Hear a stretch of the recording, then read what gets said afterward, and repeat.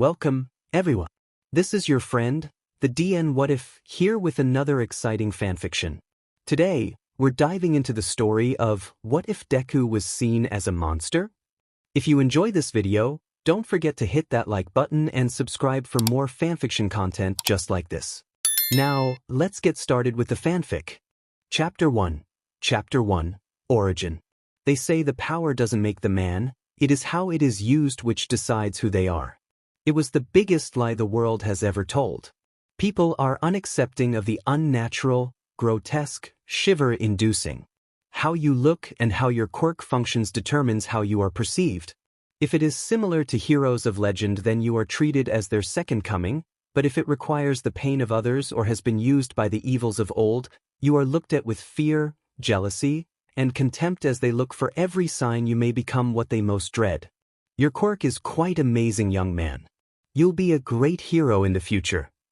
Dr. Tsubasa said proudly while ruffling Izuku's head. Izuku looks up in excitement as he is in his own head wondering what quirk would bring such reaction from the doctor. What is his quirk, doctor? Inko asked curiously. Well, his quirk allows his body to mutate to defend itself from harm. It also allows him regeneration, which I believe will continue to grow as he ages. He'll be unstoppable if he is exposed to the right stimuli for long enough. As the doctor is saying this, he tries to use the needle he had used to take Izuku's blood. The needle bends as it tries to pierce his skin. The doctor then tries other areas of the body. The result remains the same. Mom, can I tell Kaken tomorrow? Izuku asked excitedly.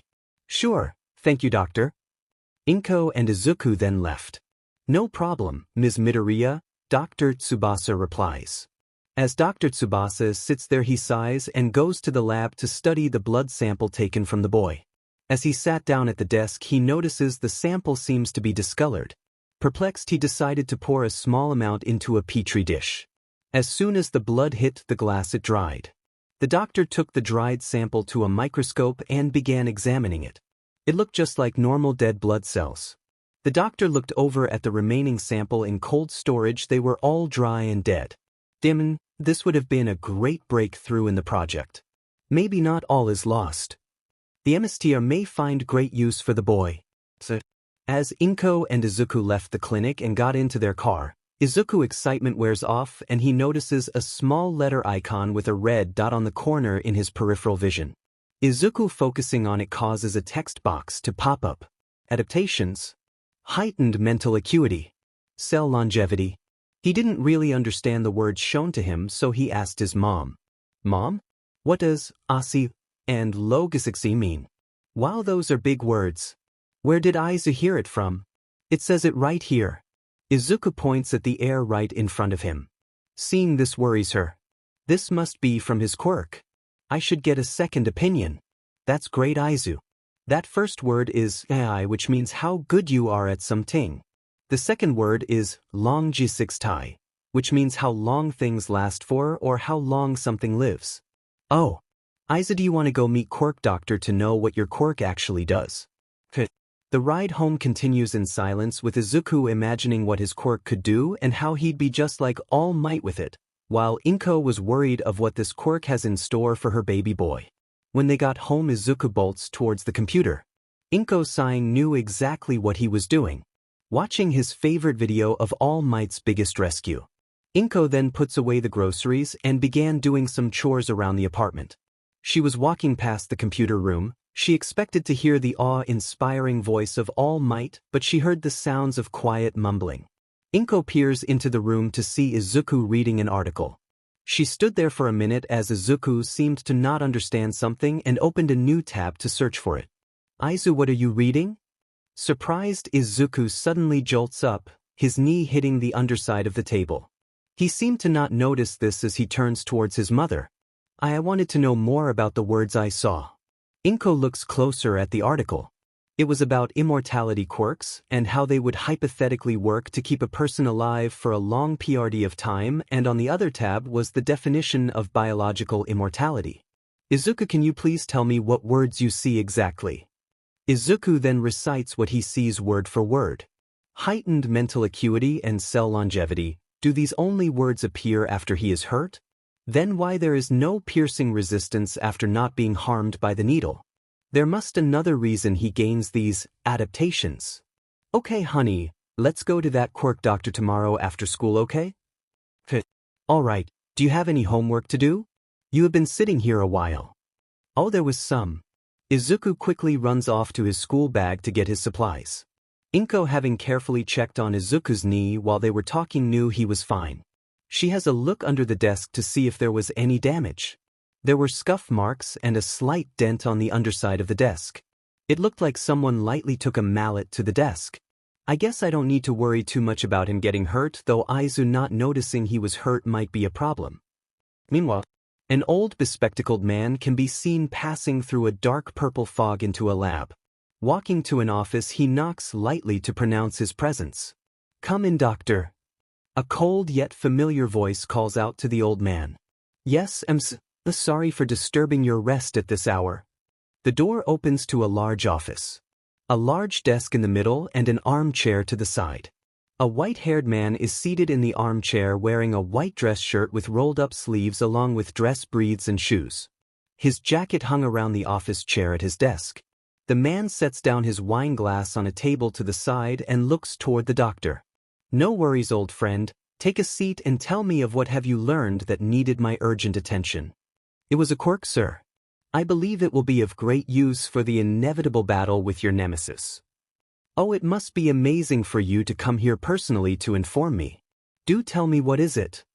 It is a mutation quirk allowing the user's body to adapt to any harm that comes to them, eventually immunity to such harm. The younger man shivers in excitement. Oh, doctor, you've outdone yourself. I trust you were able to get samples of their blood for the Nomu project. The excitement on his face fades as the doctor shrinks away in shame. Unfortunately, sir, there was some complications. It appears that the quirk has countermeasures against its cloning. The samples die within minutes in the bags, but exposed to air it dies immediately. The dried blood appears as normal dead red blood cells. The two men sit in silence planning their next move. The younger man speaks. Have your personnel monitor the child. We will retrieve it when the time is right. Yes, Monsieur, it will be done. The doctor leaves, leaving the man to his thoughts. A great tool for both good and evil. An unstoppable, immortal being immune to all the harm you can dish out, my nemesis.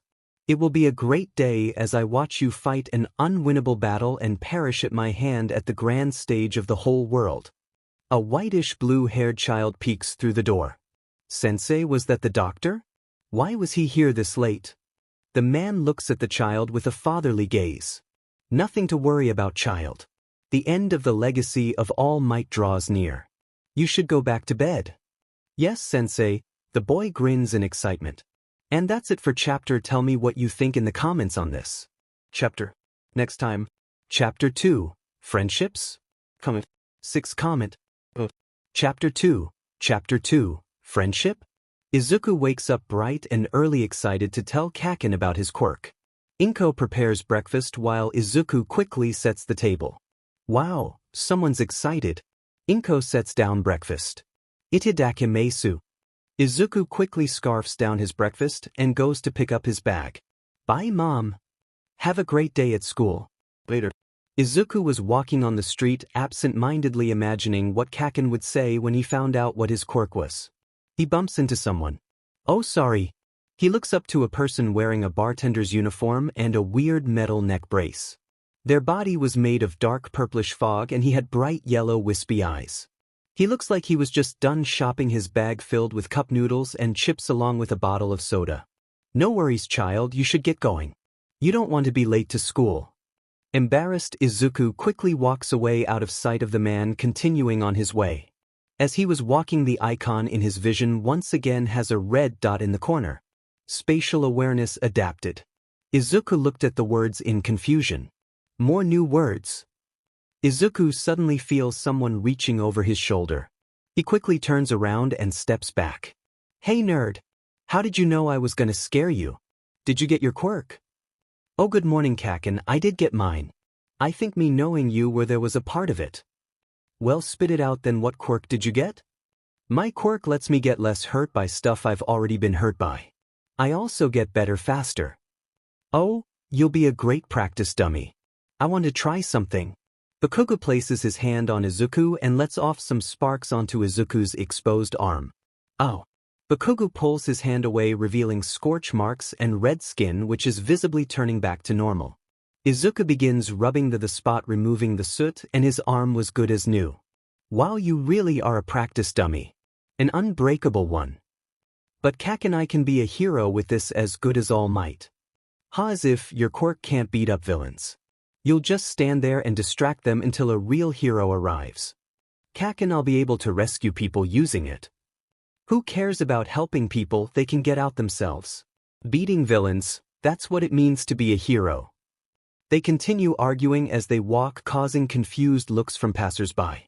Bakugo also tries to use his quirk on Izuku again, but it only leaves soot on his arm. The two boys arrive at their desk. Some of Izuku's classmates come up to him. Hey Midoriya, did you get your quirk yet? Before he can answer, Bakugo does it for him. His quirk turned him into a practice dummy. He can't get hurt by anything he's been hurt by before. Also, Bakugo lets off a larger explosion on Izuku's arm, blowing some skin off. The other children were shocked by this, but not as much as watching the skin slowly stick itself closed, leaving a slowly fading scar surrounded by dried blood drops. Some of them GG at the sight of the healing wound. Why Kakan? Don't be such a crybaby. Look, the scar is already gone. He looks down at his arm. The only evidence of the blast was a few drops of flaking dried blood. Good morning, class. The children jump and quickly get into their seats. Good morning, miss. Okay, now, a little birdie told me that one of you got your quirk. Can you tell me who it is? It's Midoriya, miss. He heals when he gets hurt, and the next time he won't be hurt by it anymore. That's a wonderful quirk. Class continues as normal, though Izuku feels a few gazes on him. He glances at the icon. The red dot is there once again. Kinetic shock resistance adapted. Heightened eardrum durability adapted. Heat resistance adapted. More adaptations? How do I keep getting them? He thinks through the day, trying to find a pattern which gave him adaptations. I've touched two people today, that smoke guy at the store and Kakan. The last two sound like it would make using explosion easier. I have to make sure. As Izuku was walking home, he decided to test his theory. Looking around, he finds an All Might impersonator performing to a small crowd. Izuku gets to the front of the crowd. Now I'll need a volunteer for my next show of strength. How about you, young man? He was pointing at Izuku. He steps forward and he was picked up and thrown up into the air a few feet. The impersonator jumps up to catch him and lands on the ground safely to the crowd's cheers. He whispers, Sir, can you tell me what your quirk is? Oh, I just have a minor strength enhancer. Now play along. I hope I didn't scare you too much, young man. I can't be scared. I'm going to be a hero like you. The impersonator laughs and the crowd disperses. Izuku continues his way home. He focuses on the icon. Heightened reflexes. Slight potency increase, spatial awareness. Heightened stamina efficiency adapted. Heightened bone density adapted. Heightened muscle density adapted. Heightened mental processing adapted. Mental strain resistance adapted. Heightened muscle growth rate adapted. Must have touched some people in the crowd. There's so many, and the faster muscle growth must be from the fake All Might. Potency. Excited and happy to figure out why adaptations were gained, he makes his way home. Mom, I figured how the new words appear. Really? How did you do it? Izuku begins to explain his thoughts and how he confirmed his hypothesis. Wait, Katsuki blew up your arm. Inko quickly checks Izuku's arms, finding no evidence of harm. His arms feel firmer than usual. Mom, it's okay, it was just a small one and it healed quickly anyway, it's fine. Sai, okay, I'm still telling your Aunt Mitsuki about this, and don't run into crowds, you could have gotten hurt. The two have their lunch and prepared for their appointment. Are you ready? Yeah, let's go. The both left in their car and set off to their appointment to truly understand the full capabilities of Izuku's quirk. Next time, Chapter 3, Unyielding Potential. Comment. Chapter 3, Unyielding Potential. Inko and Izuku arrive at the office. The building moderately large with a quirk consultant sign on the front door of the first floor. There was also a quirk gym nearby. They walked into the office and spoke to the receptionist. "Good afternoon, are you here for the appointment, Mrs. Midoriya?" "All right, just follow her." A woman beckons them over with a wave and leads them to the consultant's office. In the office was 2 couches facing each other with a coffee table in between with blocks and a doctor's toy sat upon it. A desk is placed to the right of them with a computer and a few document sorters on its corner. Behind the desk on the wall were cabinets presumably full of files. Mrs. Midoriya, please have a seat." The Midoriyas take a seat in the couches with the consultant sitting across from them. With a polite smile he introduced himself. "My name is Okabe Tsutomu and my quirk is Quirk Mirror. I can copy a quirk by touching someone with my palm. I assume that you're the lucky Midoriya. What have you discovered since you found out about your quirk yesterday?" There's a letter icon in the corner of my vision, and when I focus on it, a list of adaptations pop out. Adaptation are added when I touch someone. "So you can copy quirks of those you touch?" "No, just the adaptations people have which support the quirk." They continue to discuss the details of the quirk. The consultant ponders for a moment and holds out his hand. "I want to try something. Can I use your quirk, please?"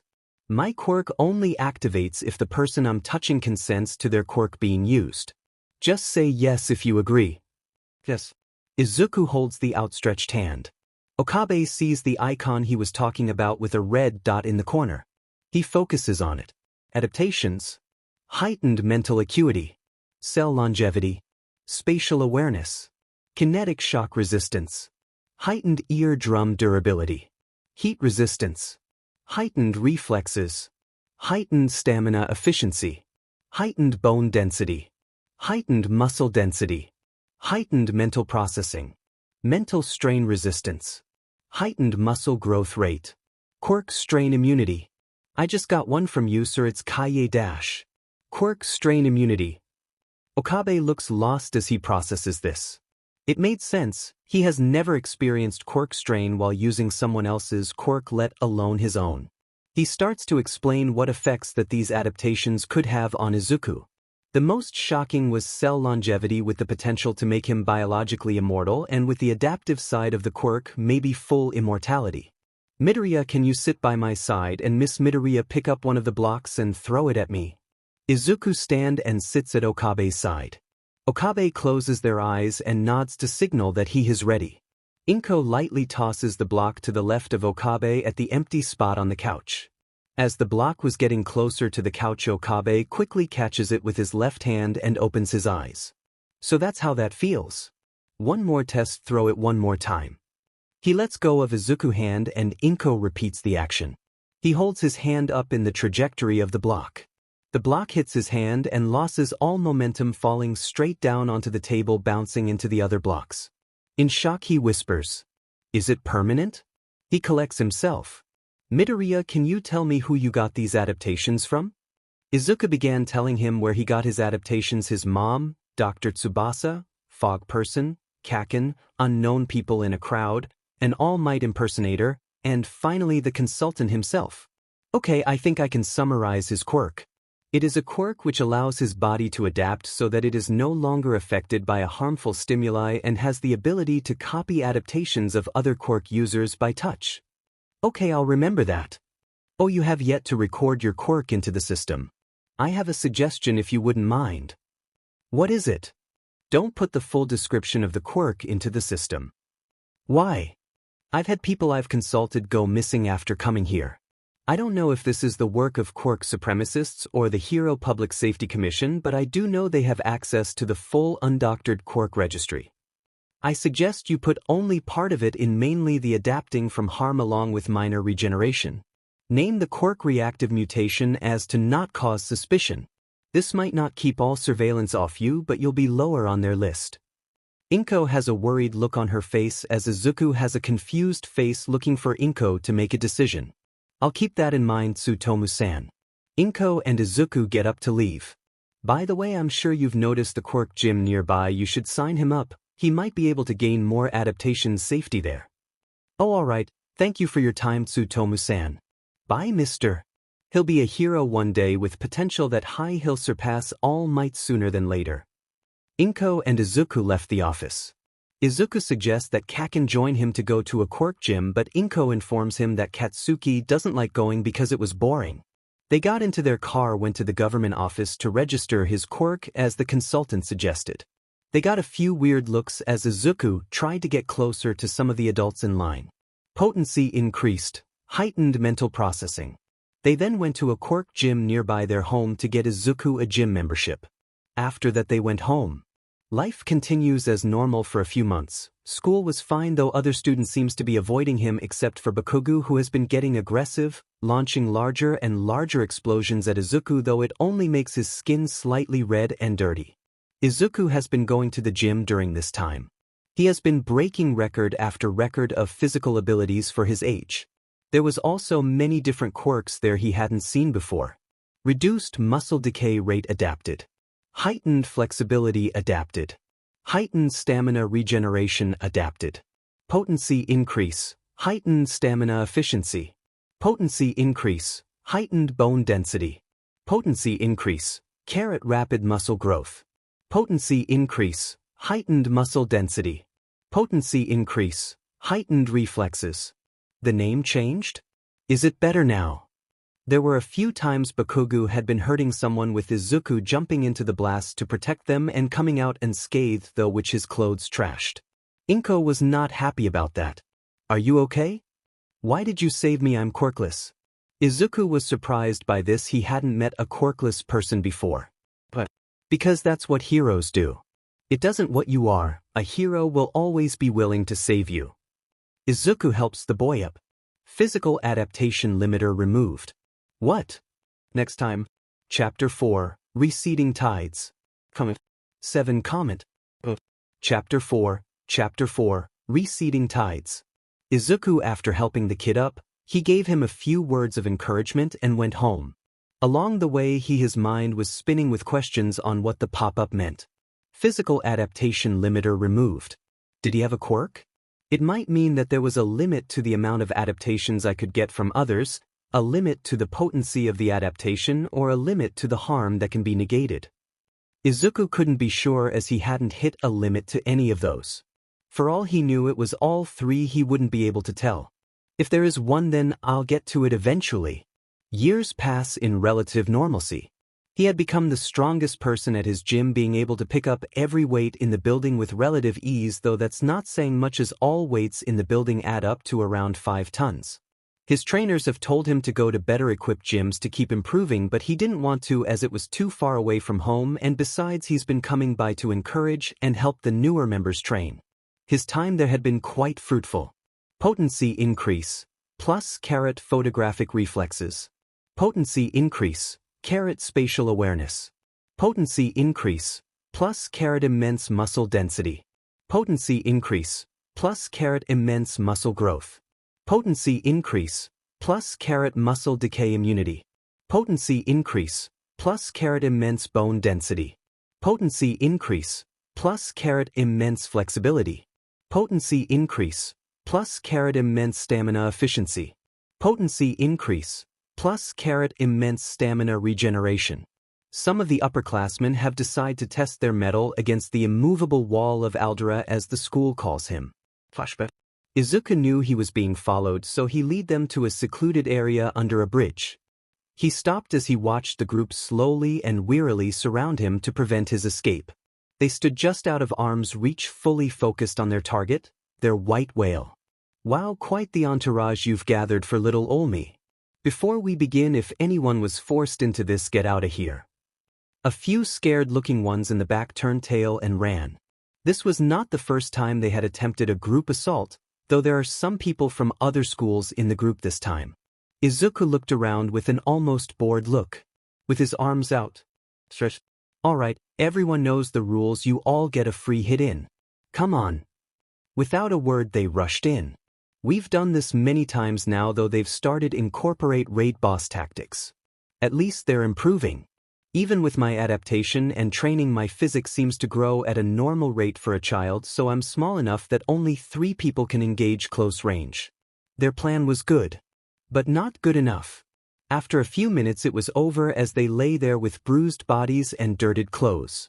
They don't give me challenge me anymore, they don't even increase the potency of my adaptations. Bakugo had joined in on a few of these brawls in the beginning both with and against me. He quickly stopped joining because he and I, quote, don't need those extras to kill you bait. I let him tire himself out. He's never truly been able to hurt me after the first time in Aldra Elementary, though the adaptations I got from him were becoming very potent. Thought their names have yet to change like the others. School for Izuku had been fine, always the top of the school academically though never paying too much attention in class, which infuriate the teachers to no end, but they can do nothing. Bakugo, as always, wanted to throw down after result day. Other than that, life was normal until one day something peculiar happened. Something he never thought possible. One night he had a vivid dream of a white-haired man with red eyes in a suit standing with him in a void. Flashback. Kurogyri, are you prepared? Yes, Emissar. A dark purple portal opens up as the white-haired man walks through to a child's bedroom. He reaches out his hand and places it on the child's head. He then found himself in a dark void around him, the representations of the quirks he holds as orbs. He then looks toward the child, which was floating serenely. As he gets closer to him, a few of the orbs around him suddenly rushed to the boy and began orbiting around him. He ignored this, believing it was of no consequence. When he got close enough to touch the boy, he saw his own quirk, all for one, beginning to phase out of his hand and into the boy. He tries to pull his hand back, but that slowly rips the quirk in two. This causes immense pain to him, but he keeps pulling, not wanting to lose more than he has. Kurogyri Evac. A dark purple portal appears under All for One's body, teleporting him back to base. He sees his separated quirk go into the boy, along with many of his quirks not coming with him. As he landed, he opens his eyes with a gasp. Struggling, he speaks. The doctor. The doctor appears after a few minutes, and seeing the state of his MSTR, he brings him to the lab. He is placed into bed as devices are hooked up to him to monitor his condition. Bring me the backups. Kurogyri portals in a lump of flesh, and All for One places his hand on it to recover the quirks he lost.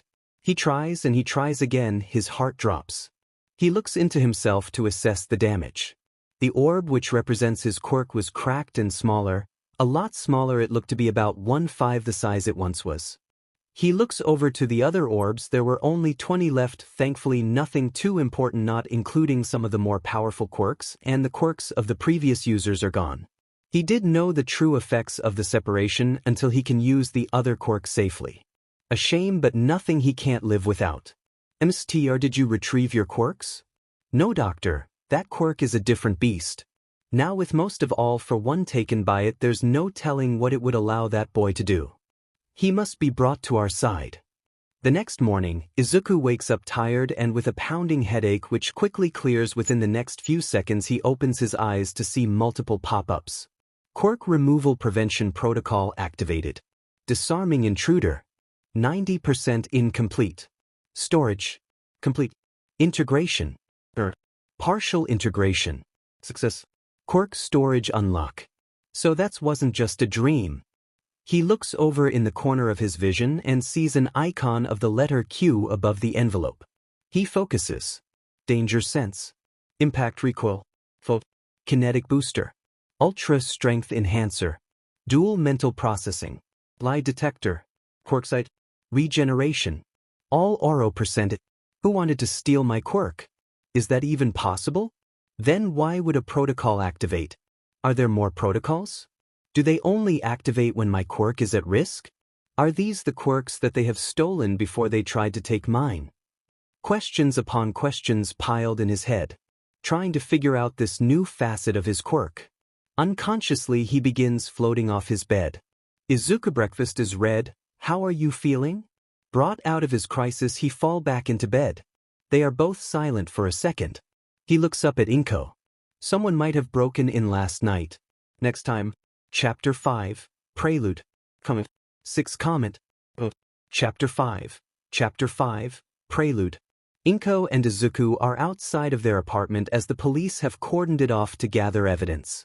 A police officer is taking their statement. What did the intruder look like? He had white short hair, red eyes, and he was wearing a suit. Their eyes widen and they spoke into their radio.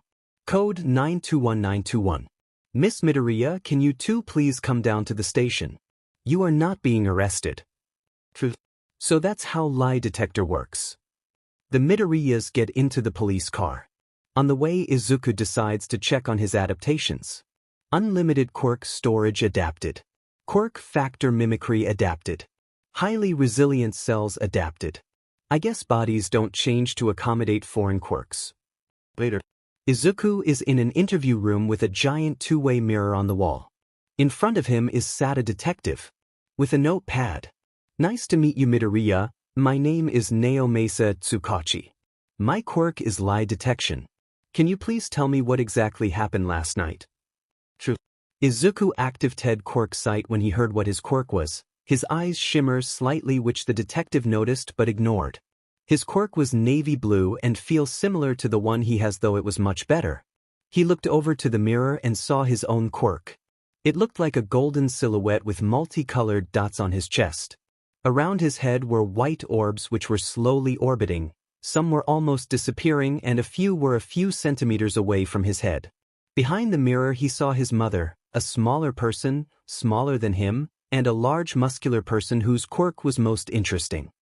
His quirk was like his own, a golden silhouette, though it seemed to be pushing against the skin of the person. They had 6 orbs flowing around his body. He looks back at the detective. I was sleeping when I appeared in a void floating. The intruder was standing a few feet away from me with floating orbs around him.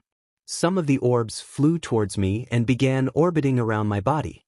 As the man got closer, he tried to place his hand on me, but emerging from it was a dark red and black orb. He tried to pull away, but the orb resisted.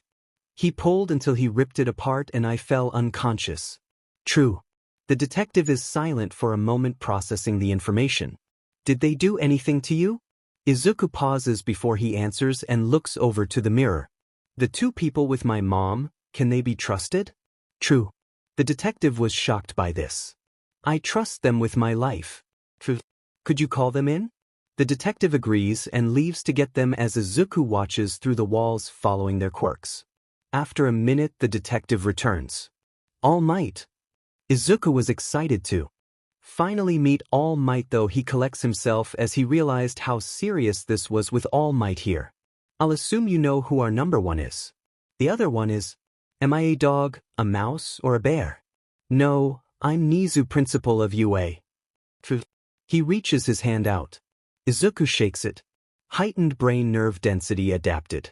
I'll repeat the question again. Did the intruder do anything to you? Izuku looks over to his mom. Inko's eyes widen in realization and acceptance. Before I need to explain my quirk, it's called reactive mutation. It changes my body to be less affected by all harm and it comes with a healing factor dash. True. Midoriya, your quirk is great, perfect for a hero, but what does this have to do with what happened? The detective asked. My quirk is a lot more than just defense. It gave me a UI with an envelope icon in the corner of my vision. Focusing on it causes a screen to pop up, contain adaptations, but only those which I have gained by touching others. The 3 were surprised by this. Nizu speaks up. Did you get any from me? Heightened brain nerve density is what UI got from you, sir. Nizu sits back thinking deeply. Izuku continued. Which brings me to this morning, a series of pop-ups appeared in my vision. The first reads Quirk Removal Prevention Protocol activated. A wave of dread washes over the 3. That had confirmed that All for One had been making moves. It was followed by Disarming, which stopped at 90%, then Storage, which was complete, Integration, which failed, and it tried again with Partial Integration, which succeeded, and one final pop-up which stated Quirk Storage unlocked. True. All for One had made a mistake, a massive miscalculation, one he could never see coming. Another quirk which was immune to it and a threat to All for One. Quirk Storage? Did you get quirks from him? Nizu asked. I believe I did. Let me write it down for you. Quirk. Danger Sense. Impact Recoil. Float. Kinetic Booster. Ultra Strength Enhancer. Dual Mental Processing. Lie Detector. Quirk Sight. Regeneration. All RO %. I assume the last one is from the intruder as I saw him rip his quirk apart. True. This was a revelation. Not only did he fail in taking the quirk, he was more than likely greatly weakened by the encounter. One of the quirks of the previous users were even in his possession. Do you know who broke into my room last night? You guys have been making faces knowing that my quirk was not taken. Yes, we do, young Midoriya. The man who had tried to take your quirk is called All for One, same as his quirk. His true name has been lost to time. He has been around since the dawn of quirk using an unknown longevity quirk. He has ruled over the criminal underworld since he came into power all those years ago.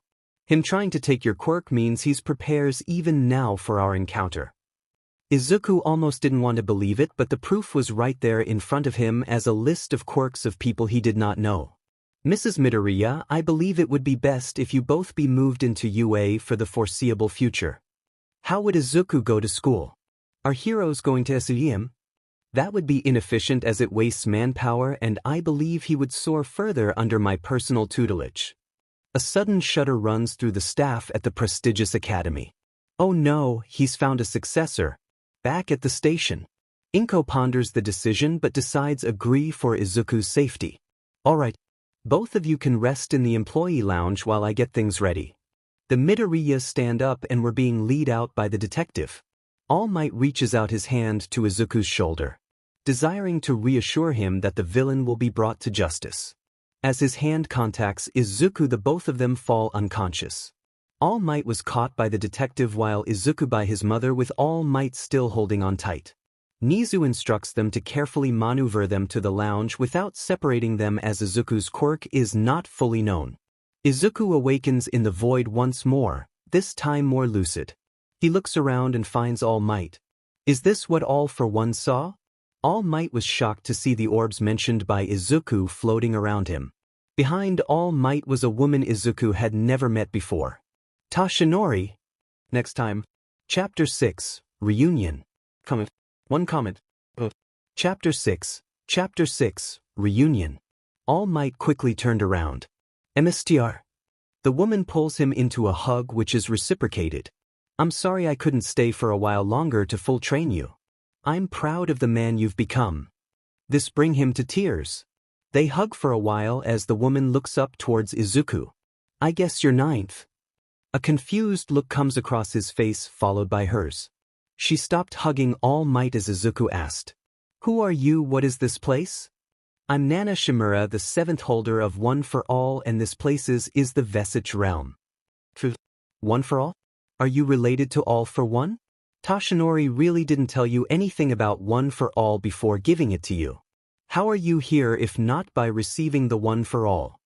I was here before when All for One tried to take my quirk. He failed, and for his troubles my quirk decided to deal with him by removing some of his quirks and taking most of his. I don't believe that this is your vestige realm of One for All, it's mine. The orbs around Izuku fanned out and began forming into humanoid shapes. Many of them adults with some children, but the most important was a clone of Nana to his right. Vesich Nana gets closer to the clone. As they are about to touch, the clone returns to its previous form and flies directly into Izuku. Quirk assimilation, float, flight.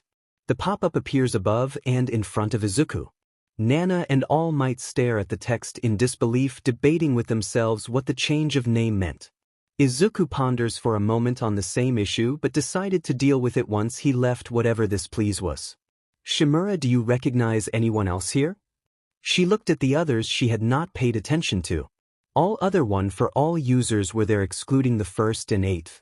Out of all of them 4th was most recognizable. 4th. A vestige of a man with a black line across his face looks over at her. How do you know of that? He was weary of here. The only thing that was the 4th of was his responsibility, his promise to keep the key to victory safe. I'm Nana Shimura, the 7th holder of One for All. I had met a version of you stored in One for All as I was. He sighs in relief knowing not all is lost. Has that version of me told you of the consequences of holding One for All? Yes. All Might interjects. What do you mean consequences? What would happen if I had passed it on? When I held the quirk I tried to hold onto it and train until I could face All for One, but after years of this my body began deteriorating quickly. Thankfully I was able to find a successor. I died at the age of 40 with my body crumbling as All for One found me. Then why hasn't my body been deteriorating? I'm already past 40-inch. Me and the other users have discussed this. There is a difference between you and Fourth. You are quirkless. Think of quirks like water and a body a cup.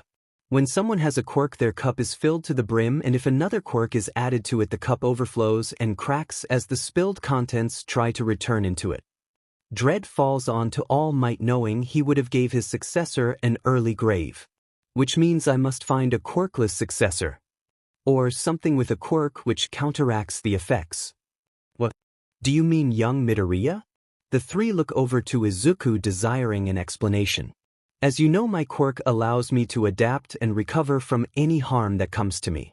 If I were to receive one for all, I would become immune to its effects over time. Fourth, how long were you in possession of the quirk? Around 18 years. And since All Might has held on to it for so long, anyone else who would hold the quirk would live for another 6 years. A silence falls upon the group as All Might truly comprehends the gravity of what curse he would have brought to his successor. Izuku then realized something. Wait, if all quirks have vestiges, then where is All for One's? You. The group looks over to the vestige of All for One, and the holders ready themselves to defend Izuku, but as it took a step, malicious will detect it. Removing. What? No. Complete. The group looked on shock as the vestige of All for One began to quickly dissipates in screams of anger and fear, and turns into a red orb surrounded by lightning. All Might, I think we should get back. They might be getting worried that we were gone for a while. Yes, young Midoriya, there is much we must discuss with Nizu, Tsukachi, and your mother. Tsukachi? An older-looking vestige piped up. They look over to him. Who are you? Seiko Tsukachi. I was killed by All for One after he took my quirk lie detector. You know of my descendant? What is their name? Naomasa Tsukachi. The vestige sighs in relief. My grandson. Thank God he's okay. The vestige returns to an orb and flies straight to Izuku. Quirk assimilation. Lie detector, fact or fiction. Appears once again. Okay, is there anyone else who is recognizable? They try to say anything to get a response from the rest of the vestiges, to no avail. They return to orbs and orbit Izuku. Alright, I guess we're done here. Hopefully my being here has allowed you to speak to All Might privately. I hope so too. Izuku opens his eyes. He was laying on couch and Inko holding his hand, and she, seeing this, pulls him into a hug. Is you okay? What did All Might do to you? He didn't do anything, his quirk is just weird. Izuku looks at an unconscious All Might. He should have woken up at the same time. This doesn't last long as All Might wakes up and slowly sits up with a somber look. We need to get to UA. Nizu immediately leads the Midoriyas and Tsukachi to a car, and the set off to the most prestigious hero school in the country. Next time, Chapter 7, Machinations. Comment. For comment. Chapter 7, Machinations. They arrive at the entrance to UA, and standing at the gate was a tall, bespectacled man with green hair with 3 streaks of yellow in a gray suit, and with him was a short old man in a yellow and white hero costume and a black domino mask. All Might shivers slightly at the sight of him. The car stops and All Might gets out to greet them. Mirai, Torino-sensei, why are you here? I ain't got a clue. This oracle barged in and told me to come with him and that it was important. It works the same? There has to be something different. All Might, why are those two here? These are the Midoriyas. They had encountered him. We need to get inside. Seeing the uncommonly serious face on All Might, Mirai stays silent. Nizu then leads the group to a secure meeting room. As they were walking, Izuku realized who the tall man was. He was Mirai Sasaki, or better known as Sir Night Eye, All Might's sidekick. In the meeting room they all sat down except All Might, and he begins. I think it's best we start from the beginning, Detective. Tsukachi recounted from the time he received the code for potential quirk theft. As the recounting went on, he was corroborated by All Might and Nizu. The Midoriyas were about to leave the room when All Might had tried to touch Midoriya's shoulder, after which they both passed out. Midoriya and All Might should continue as even Nizu, and I don't know what had happened. The two then told the group of their time in Izuku's quirk realm, as he called it. He was supported by All Might and the detective, who confirmed that his words were truth. The group were speechless, especially Tsukachi, as he has confirmation that his grandfather had died to protect them. Torino was emotional knowing Nana was still with them in spirit, and Mirai was contemplating Izuku's confusing yet powerful quirk. Mirai speaks first. What quirk and adaptations do you currently have? Can you list them out? Izuku was given access to the computer of the projector as he typed out the list. First, Danger Sense, Impact Recoil, Flight, Kinetic Booster, Ultra Strength Enhancer, Dual Mental Processing, Fact or Fiction, Quirksight, Regeneration, All RO %, Adaptations, Heightened Mental Acuity, Cell Longevity, Spatial Awareness, Kinetic Shock Resistance, Heightened Eardrum Durability, Heat Resistance, Photographic Reflexes, Immense Stamina Efficiency, Immense Bone Density, Immense Muscle Density, Immense Mental Processing, Mental Strain Resistance, Immense Muscle Growth Rate, Quirk Strain Immunity, Muscle Decay Immunity, Immense Flexibility, Immense Stamina Regeneration, Unlimited Quirk Storage, Quirk Factor Mimicry, Highly Resilient Cells, Heightened Brain Nerve Density. The group looks at the projection in shock. From what they could see, this child had enough firepower to possibly take down All Might alone, and with how he gains more and stronger adaptations, he would be a perfect counter for any opponent. Nizu was most curious of the assimilated quirks, especially Fact or Fiction. Midoriya, All for One, has agents in the HPSC. Fact. I knew it. The others sit and contemplate the information as another statement is thrown out. All for One has been weakened by his encounter with Izuku Midoriya. Fact. Tsukachi began writing these down in a notepad. All for One has known of Izuku's quirk as soon as he received it. Fact. That's worrying. The MLA has been disbanded since the capture of Destro. Fiction. This continues for the next few hours as the heroes gained confirmation on some ambiguous outcomes of previous villain encounters and some of their suspicions. They had pinned All for One's location to the outskirts of Japan on the unpopulated Hashima Island. The accommodations for the Midoriyas were prepared during the meeting, and they were allowed to excuse themselves. The Midoriyas leave to rest while the heroes continue discussing the coming raid. That BSRD may be weakened, but he could have an ace up his sleeve we can't predict. He won't get the chance to use it. The plan is to surround the island and capture any escaping goons we find, and All Might comes in once All for One is located by Midoriya. He uses his most powerful attack and incapacitate him. I'll see if the authorization to eliminate him is still in effect. All Might, I believe you should pass on One for All as a precaution. I would recommend the boy, but I don't know of his nature. He might be the best shot to eliminate All for One if it comes down to it. Tasha Nori, what did Nana say to you before you woke up? She said she felt the hold of One for All my body had was weakening, being drawn to young Midoriya and to trust in the will of One for All. We have a week until the raid, get to know him and make your decision. The meeting ended and the heroes returned to their duties. At night, All Might lays in bed, hand on his stomach, mulling over the decision. Sir, what do I do? He falls asleep and finds himself in the vestige realm of One for All. Look like a concrete room with thrones and the vestiges of the past sighting upon them, though two of them seems to do it begrudgingly, not looking at him in the eye. Tashinori, you're here. Nana gets up to hug him. Hello, 8th. I am Yoichi Shigaraki, the first holder of One for All.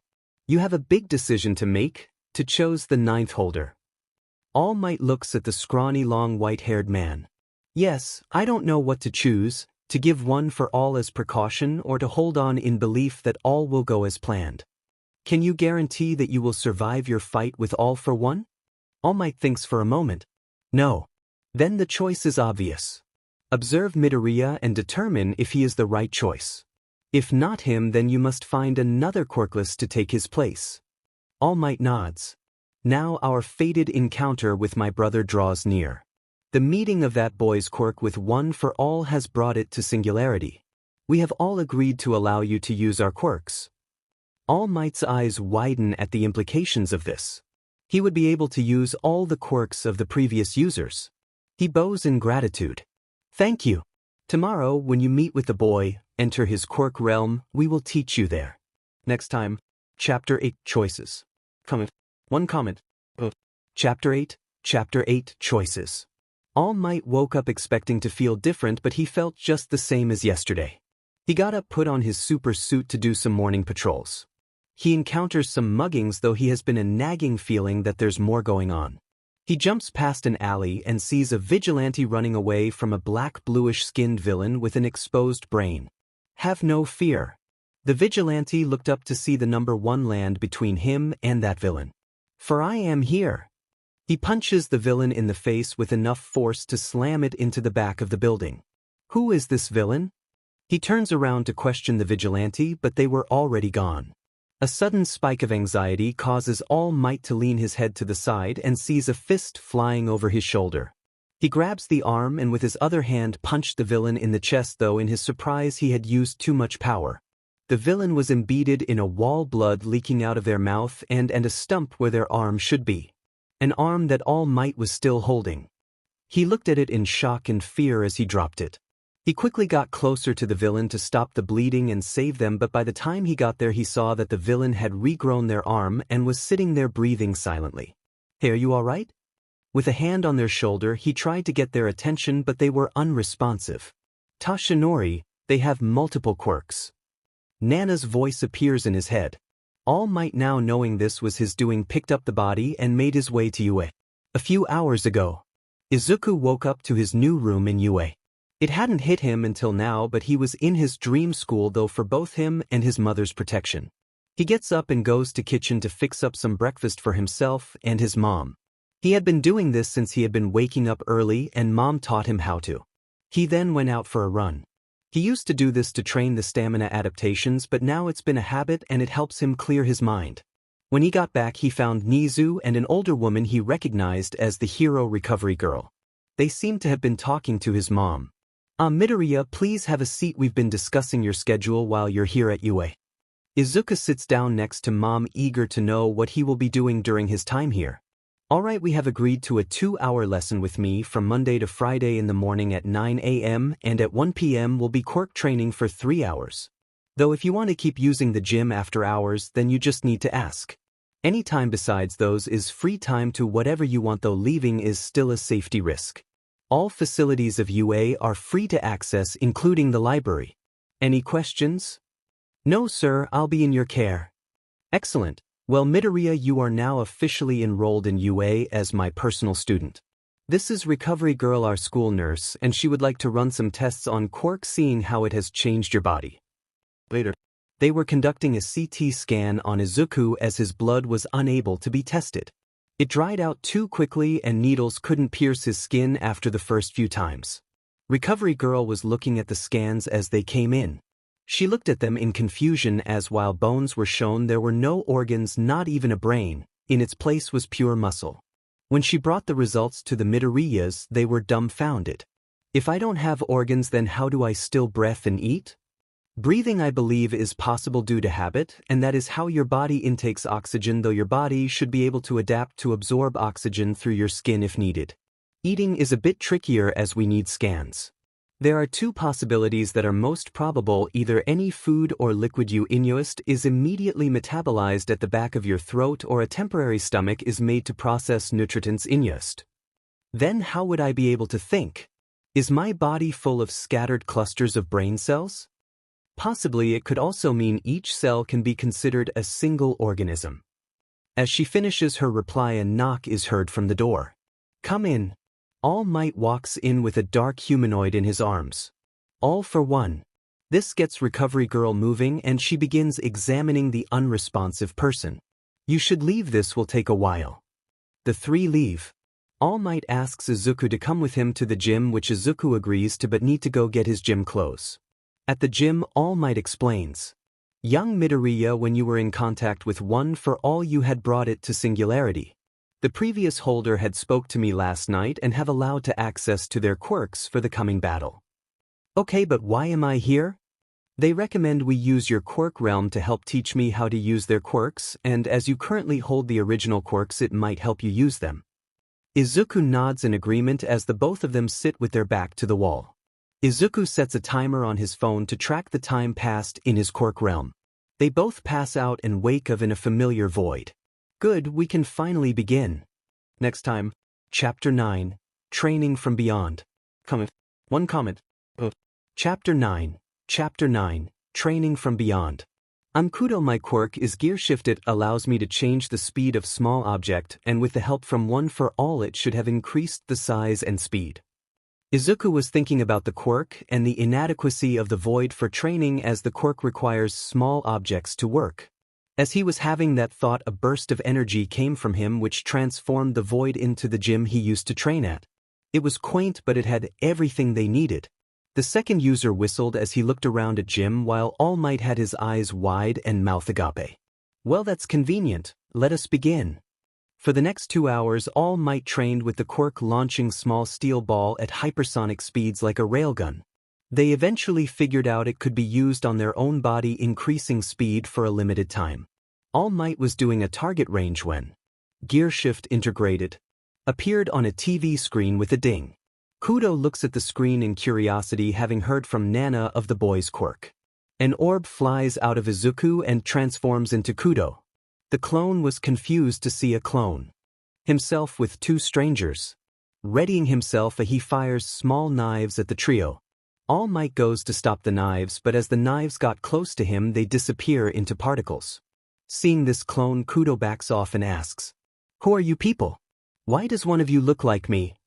"I look like you because I am you, at least a version of you within One for All.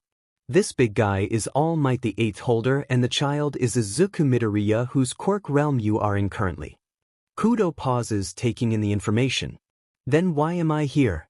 Last I saw was All for One's hand on my head as he took my quirk after the knife that would have hit him failed." Vesage Kudo was saddened to know exactly how his plan to end All for One's reign had failed. Izuku speaks up. "You are here because All for One made a mistake in trying to take my quirk. When he tried, he was brought to this place. He held on to Gearshift for many decades and you escaped his grasp. Then All for One is without his quirks. Why are we standing here and not going after him?" All Might answers, "Because times have changed. It has been a few decades since you've passed. One for All has been passed to me as its 8th holder. We train to bring him to justice. We have his location with the help of a quirk young Midoriya took from him. We plan raid his base in a week." Quirk Kudo pauses to think of what to say. "You make sure you kill him. Do not let his body out of sight. One for All's purpose has always been the defeat of that monster. Hopefully the 9th will not have to clean up after our mess." With that, he returns to an orb and flies back to Izuku, and the TV lights up once more. Quirk assimilated. Gearshift velocity manipulation. Vesage Kudo looks at the TV in amusement. One hell of a quirk. Later, All Might and Izuku open their eyes up in the gym. Izuku stops the timer on his phone. It stopped at 15 minutes while they spent around 2 hours in his quirk realm. The time dilation was 1:8 1 minute in the real world to 8 in his quirk. Izuku then picked up a rock and tried to activate his new quirk. The rock launched out of his hand and smashed into bits when it hit a wall. While that was good, it wasn't as good as within the quirk realm. Izuku tells All Might of his findings and they decided to train in the gym to gain the muscle memory. This continued for the rest of the week, every day training a new quirk. And with the time dilation, they have spent around 11 days in the quirk realm training with the different quirks. Speaking of which, quirk assimilated, FA gene kinetic stockpile. Quirk assimilated, danger sense, preemptive warning. Quirk assimilated, black whip energy constructs. Quirk assimilated, smoke screen smoke elemental. On the day before the raid, All Might was conferring with his mentor Gran Torino. "So, Toshinori, have you decided?"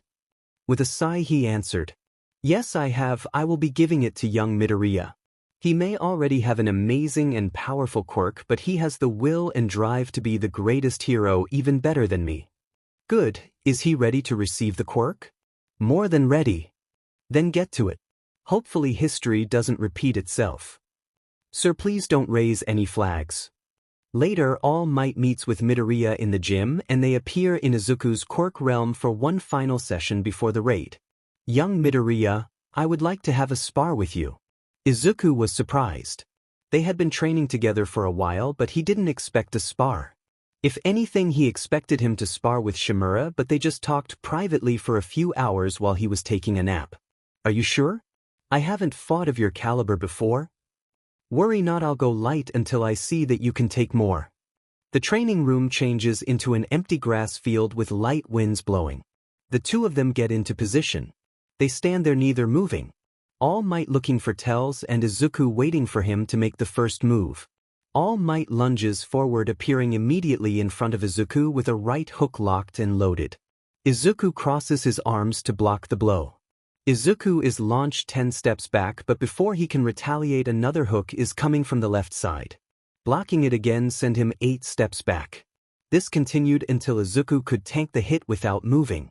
Izuku readies a punch fueled by kinetic energy manipulation, kinetic booster, kinetic enhancer and ultra strength enhancer.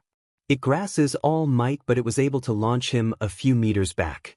It also gouges a large chunk of the land, which is quickly restored. The fight is taken to the air. The two of them exchange blows faster and faster with more and more power, until Izuku using Smoke Elemental to blind All Might and lands a hit square in his chest which launches him into a coughing fit. Izuku stops and lands to check on him. He was fine, just got the air punched out of his lungs. Young Midoriya, you are ready. For what? To receive one for all. Izuku would say he was surprised by this, but he had a sneaking suspicion that as All Might has been spending a lot of time with him during the week, but he chalked it up to preparing for the coming raid. Are you sure that I'm the one worthy to hold such power? I am, and with that spar I can fight without worry, knowing that the future is sound for a peaceful world. They both leave the Quirk realm. Izuku looked around with Quirk sight to make sure that no one was eavesdropping on them. The coast was clear and he turned to All Might. Young Midoriya, I deem you worthy to inherit my quirk. Izuku waits in anticipation of how the quirk transfer of one for all works. All Might pulls a strand of hair off his head. Eat this. Next time, Chapter 10, Raid. Comment. Chapter 10, Raid. All Might was flying above Hashima Island, which that man resides on, watching the operation to surround the island with scouting vessels to prevent escape. As they got into position, Izuku, who was next to him, was using Quirk Sight to try and find the exact location of All for One. He sees a small flickering red orb near the middle of the island. He tells All Might this and he flies further up in the sky to fly away, leaving behind a shock wave disperses some clouds which goes unnoticed by anyone below. All Might looks at the spot Izuku pointed out and seeing the vessels now in position begins the operation. All for One was laying on the medical bed resting after being examined by the doctor. He was seething as his plans to finally take back what was rightly his had to be delayed. Even one of the Nomu was taken. An alarm sounds through the facility. This surprised him and he quickly got up to meet the intruder. Before he can get near the door, a familiar face bursts through the it. All for One, you evil ends here. He is launched back by an air cannon from the villain. All Might, how nice of you to visit. I do wonder how you got my address, but no matter, you've brought me just what I wanted. All for One rushes to the hero with a speed quirk to punch him with a strength enhancer boosted by spring-like limbs. This blows a hole through the facility into the open air and All for One flies above All Might touting his superiority, but that doesn't last long as All Might launches himself at high speed using float and gear shift to punch All for One as he used some body enhancers and spear-like bones to hurt All Might on impact. He is then pushed back a few meters in the air, having not expected the power of the punch to break through his quirks. He turns and looks to the ground expecting to see All Might, but he is punched in the head, sending him hurtling into the ground. He gets up dazed and looks up to see All Might in the air just like her. Impossible! That infuriating smile plastered on his face. He flies back up to retaliate, which was dodged. This back and forth continues with the both of them hitting each other, Black Whip appearing to negate most of All for One's attacks. What's wrong, All for One? You'd usually be boasting how much more powerful you are. You know nothing of power. The fight got more intense with All Might taking more hits than he did before even with Black Whip help. Dark beams and lightning can be seen offshore pushing away clouds. They were at a standstill until All Might managed to land a hit with the power of Gearshift and half of the collected power from Fa Gene sending AFO into the ground into a crater. He bloodied struggles to get up as All Might slowly floats down with his cape billowing behind him. This is over All for One. It's time to give up. You're right. I give. All Might got close to cuff him but AFO's hand shifts into a blade and tries to stab All Might's heart but he moved so it went into his stomach. His arm now embedded in All Might then shifts into a large barbed mass and using mutilation to increase the damage and to make sure his organs were crushed. Before he could pull his arm out, it was cut off by Black Whip which kept the arm in place to reduce bleeding. All Might collapsed onto the floor, shredded organs still inside him along with All for One's transformed arm. All for One lets out a guttural laugh. You imbecile. Why would you ever trust a word I say? You'll die just as your precious emser did by my hand. He receives no reply as black tendrils emerge around the wound to cover it up, some of the arms still exposed. All Might is silent, his signature smile gone, replaced by an empty, expressionless face as he disappeared from sight. All for One was too stunned to move as All Might's hands were already around his head before he saw him. That blank face conveying nothing but All Might's focus on his task. He saw the face which would haunt for the rest of his days as an insurmountable pressure is felt as All Might's slowly hands closed around him. All for One struggled and clawed for freedom using every quirk in his arsenal but to no avail as every attempt was foiled, restrained by black tendrils. Crack. Squelch. Thud. The top of his head was crushed, the rest of his body fell to the floor limp as blood poured into the dirt below. All Might collapses on his knees looking at this blood-covered, brain matter splattered hand. Finally he had avenged his MSTR. Gran Torino appeared at the scene. Seeing the body of All for One was a satisfying sight to behold, but there was no time to waste. Blood was leaking between the black tendrils as he picked up All Might to get him to safety. The cleanup of the island was a mess. Thankfully the fight had happened on an island away from the prying eyes of the public. A fake story was drummed up to hide the destruction of the island, a fight between All Might and Toxic Chainsaw. All for One's body was collected and brought to a morgue at Jaku General Hospital to avoid public suspicion of the presented story. The Midoriyas were allowed to leave the school, though they still had to stay there as the underlings of All for One are still active. Meanwhile, under Jaku General Hospital was a lab with a stasis pod holding the body of All for One. The doctor was looking at it in sadness and anger. How had All Might found their base on that island? How was he able to overpower his great enemy? Never mind, he can make him better, he just needs more material. If only he could use that boy's quirk, his MSTR would have been unstoppable. This thought causes an epiphany.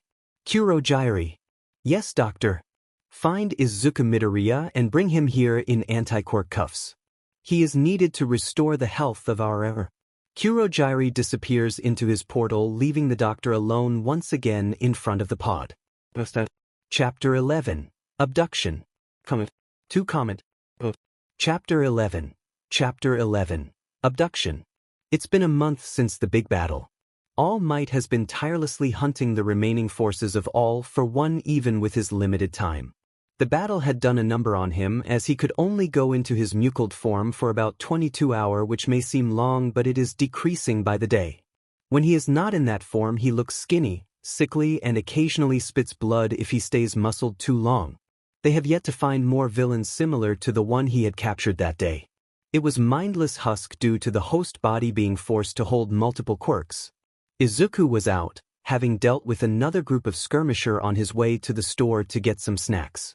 He kinda missed their little skirmishes even if they're boring.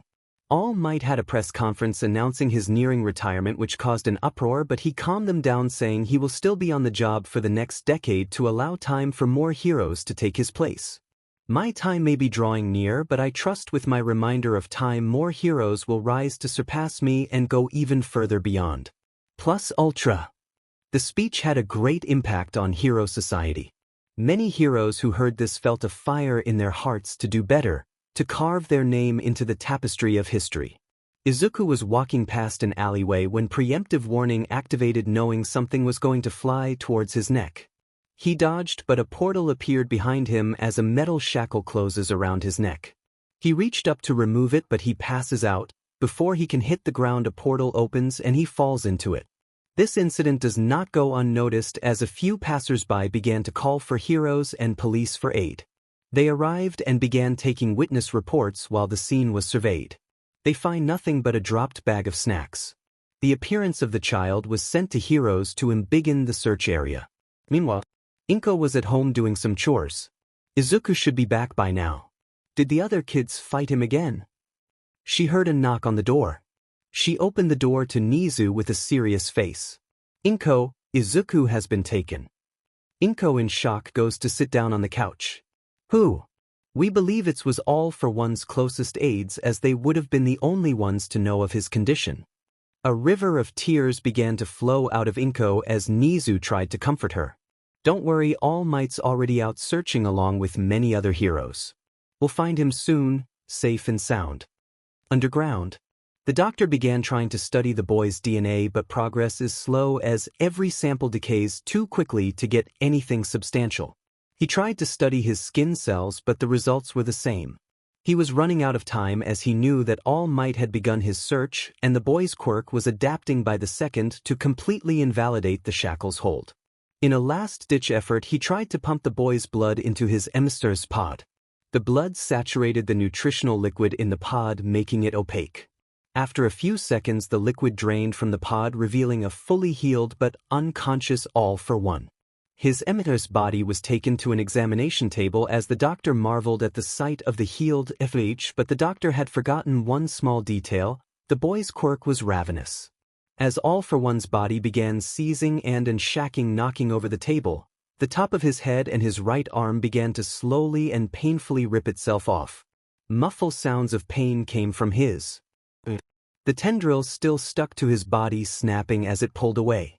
The doctor looked in disgust as the final tendril snapped and the chunks of flesh splat on the cold ground. The wound on All for One's head and arm slowly closed and healed over, but blood was slowly pooling in his mouth. The doctor quickly ordered the Nomu to place him back into the pod. The doctor turned back to look at the lumps of flesh. It had merged and had grown considerably larger.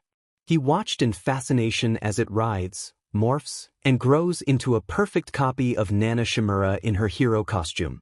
She looked around in surprise at her hand, then at the doctor, and seeing Izuku passed out, punched the doctor, launching him into the wall. As he laid there, a black sludge poured out of his mouth as the was teleported away along with the body of All for One. She looked around again and sees many variants of the monster All Might had fought. Nana punched with all the power she had and blew a hole right to the sky. The opening had a few trees surrounding it. In Nana's vision was the icons Izuku had described. Ignoring that, she picks up Izuku and flies out of the hole she made to an amber sky. It was sunset. She admired the sky she thought she would never see again. She then saw that law informant beginning to converge on their location. A shockwave was heard as All Might was floating next to her, a surprised look on his face. Amistiar? How are you here? It seems there's still much to learn about Ninth's quirk. We need to get to UA to get this shackle off him. With a nod, they both blast off in the direction of UA, to the awe of the people below who record the whole encounter. This video caused a new wave of speculation of All Might's quirk and drew the ire of a certain bomber boy. All Might and Nana land on UA grounds where Nizu and Powerloader were standing by. They took him to the nurse's office, and it took 10 minutes to safely open the shackle. The shackle had many mechanisms to ensure sedation and a laser to which they assumed to decapitated the victim. Nizu allowed Powerloader to study the device. As soon as the device was open, Izuku woke up and looked around wearily. What happened? Inko lunged to hug Izuku with incoherent babbling of worries and fears.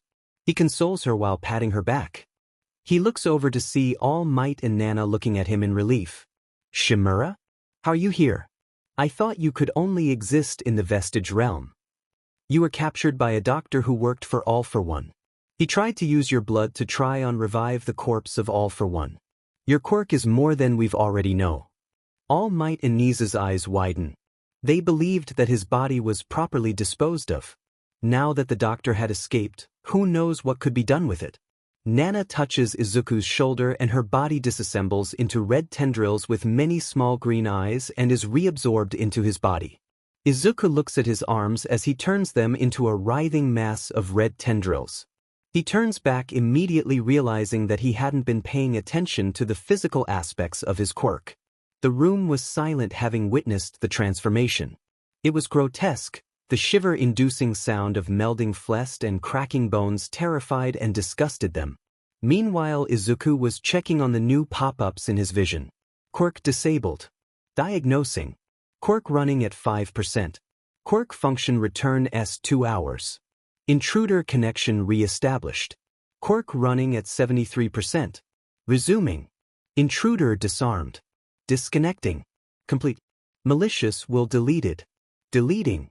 Complete. Quirk synergy. All for one, one for all, quirk sight, infrared quirk progenitor. Izuku suddenly was inundated with information of the quirks around him. The flood slowly stops as the information is cataloged and stored away. Izuku opens the quirk tab to check. First, preemptive warning. Impact recoil. Flight. Kinetic booster. Ultra strength enhancer. Dual mental processing. Fact or fiction. Quirk sight. Regeneration. All for one. Velocity manipulation. Kinetic stockpile. Energy constructs. Smoke elemental. Dash one for all. Spear-like bones. Spring-like limbs. Warping. Air cannon. Rivet stab. Multiplier. Infrared. Life force. Radio waves. Hard flame fan. Impure beam. Dark ball. Telekinesis. Ventriloquist. Sickle. Dark cowl. Sword. Barb limbs. Super regeneration. Mutilation. Quirk progenitor. Izuku was slightly disappointed by the amount of quirks. He expected more from the demon lord of the underworld, knowing he was around since the dawn of quirks. He then relayed the list to the others in the room. Upon hearing it, they knew there was much to do. Next time. Chapter 12, Entrance Exam. Comet. 3 Comet. Chapter 12, Entrance Exam. It's been years since that day in the nurse's office. Izuku had spent many of them training the quirks he gained from All for One, though quirk progenitor has been a bit of a mystery along with quirk synergy. The quirk gave him information on the quirks around him and puts pressure on other people. They felt as if their quirk was trying to leave them. Other than that, quirk synergy has yet to trigger again. Which brings him to today after another fight with some goons. The skirmishes have died down, but the fights have been getting intense. Well, maybe for them Izuku had to hold back a lot as to not injure them too badly, though he commends them for at least trying. His reputation as the unbeatable has pushed many away from him, though Bakugo still comes after him from time to time. Tell me what happened, nerd. He's been asking that since the kidnapping. Izuku couldn't really tell him anything, so he stays silent. His explosions may have gotten a lot more powerful, but he hasn't really improved his finesse as much. Since the rescue was recorded, a lot of speculation about the true capability of All Might's quirk had spread around. Everyone was talking about it, so All Might decided to address the rumors as soon as possible, which just so happened to be a talk show. All Might sits to the right of the host after being brought on with the applause of the audience. All Might, it is wonderful to have you here. It's my pleasure. Now I believe that I speak for the audience here. After seeing you flying, the true nature of your quirk has been brought into question. Are you willing to at least reveal some parts about it? Well, I can't reveal much, but what I can say is to expect many more surprises in the future. After the interview, All Might was seen flying around the whole of Japan during his patrols. He has shown off some of the other quirks, mainly FA Gene and Gearshift, as the public noticed that he was moving a lot faster than usual. They believe that All Might's quirk had gone through an awakening, and speculation for which battle it occurred in began. Anyways, Izuku now stands in front of the gates of UA, though he's been through it many times before, but this time as an actual student of UA, not just Nizu's. Now you may be wondering why he's even here to take the entrance exam. He's doing it as formality and to prove that he got in fairly. He may have gotten training early, but he made a deal to only use the physical aspects of his quirk, meaning no quirks and self-defense only. Standing there, he feels Bakugo walking behind him and try to shoulder check him. It doesn't work as he almost falls over before his is caught by Izuku by the arm. "I don't need you help you Bisuri. Nice to see you too, Kaken. Don't call me that, you dim nerd. Good luck in the exam." He scoffs with his usual angry look as he continues into the school. Izuku walks after him kicking a brick which suddenly popped up. Under it was a piston which retracted. Izuku knew Nizu was messing with him and he dreaded what was to come in the written exam. A few hours later, he was right. His exam was 10 times the thickness of the other examens, filled with a bunch of esoteric questions and 1,000-word essays. He barely got it done in time. He really wished he had a dexterity adaptation to write faster, but what's done is done. He now sits in an auditorium, and who would be seated right next to him but Katsuki Bakugusai. Izuku reads through the pamphlet provided to each candidate. The spotlights suddenly come on pointed at the stage, revealing present Mike. "Good morning, everybody. Can I get a hey?" With a flourish, he put his hand to his ear to listen better. Izuku, feeling the awkwardness of the crowd, replies with a fist in the air. "Hey!" It was loud enough to shake the building. "Thank you, listener. I seems we've got the second coming of the voice hero. Now on to our feature presentation." He began to explain the exam. Students were sorted into groups and taken to the exam site. The objective? Destroy as many robots as you can. There were 1, 2, and 3 pointers, and as Mike was segueing, he was interrupted by a blue-haired, bespectacled candidate.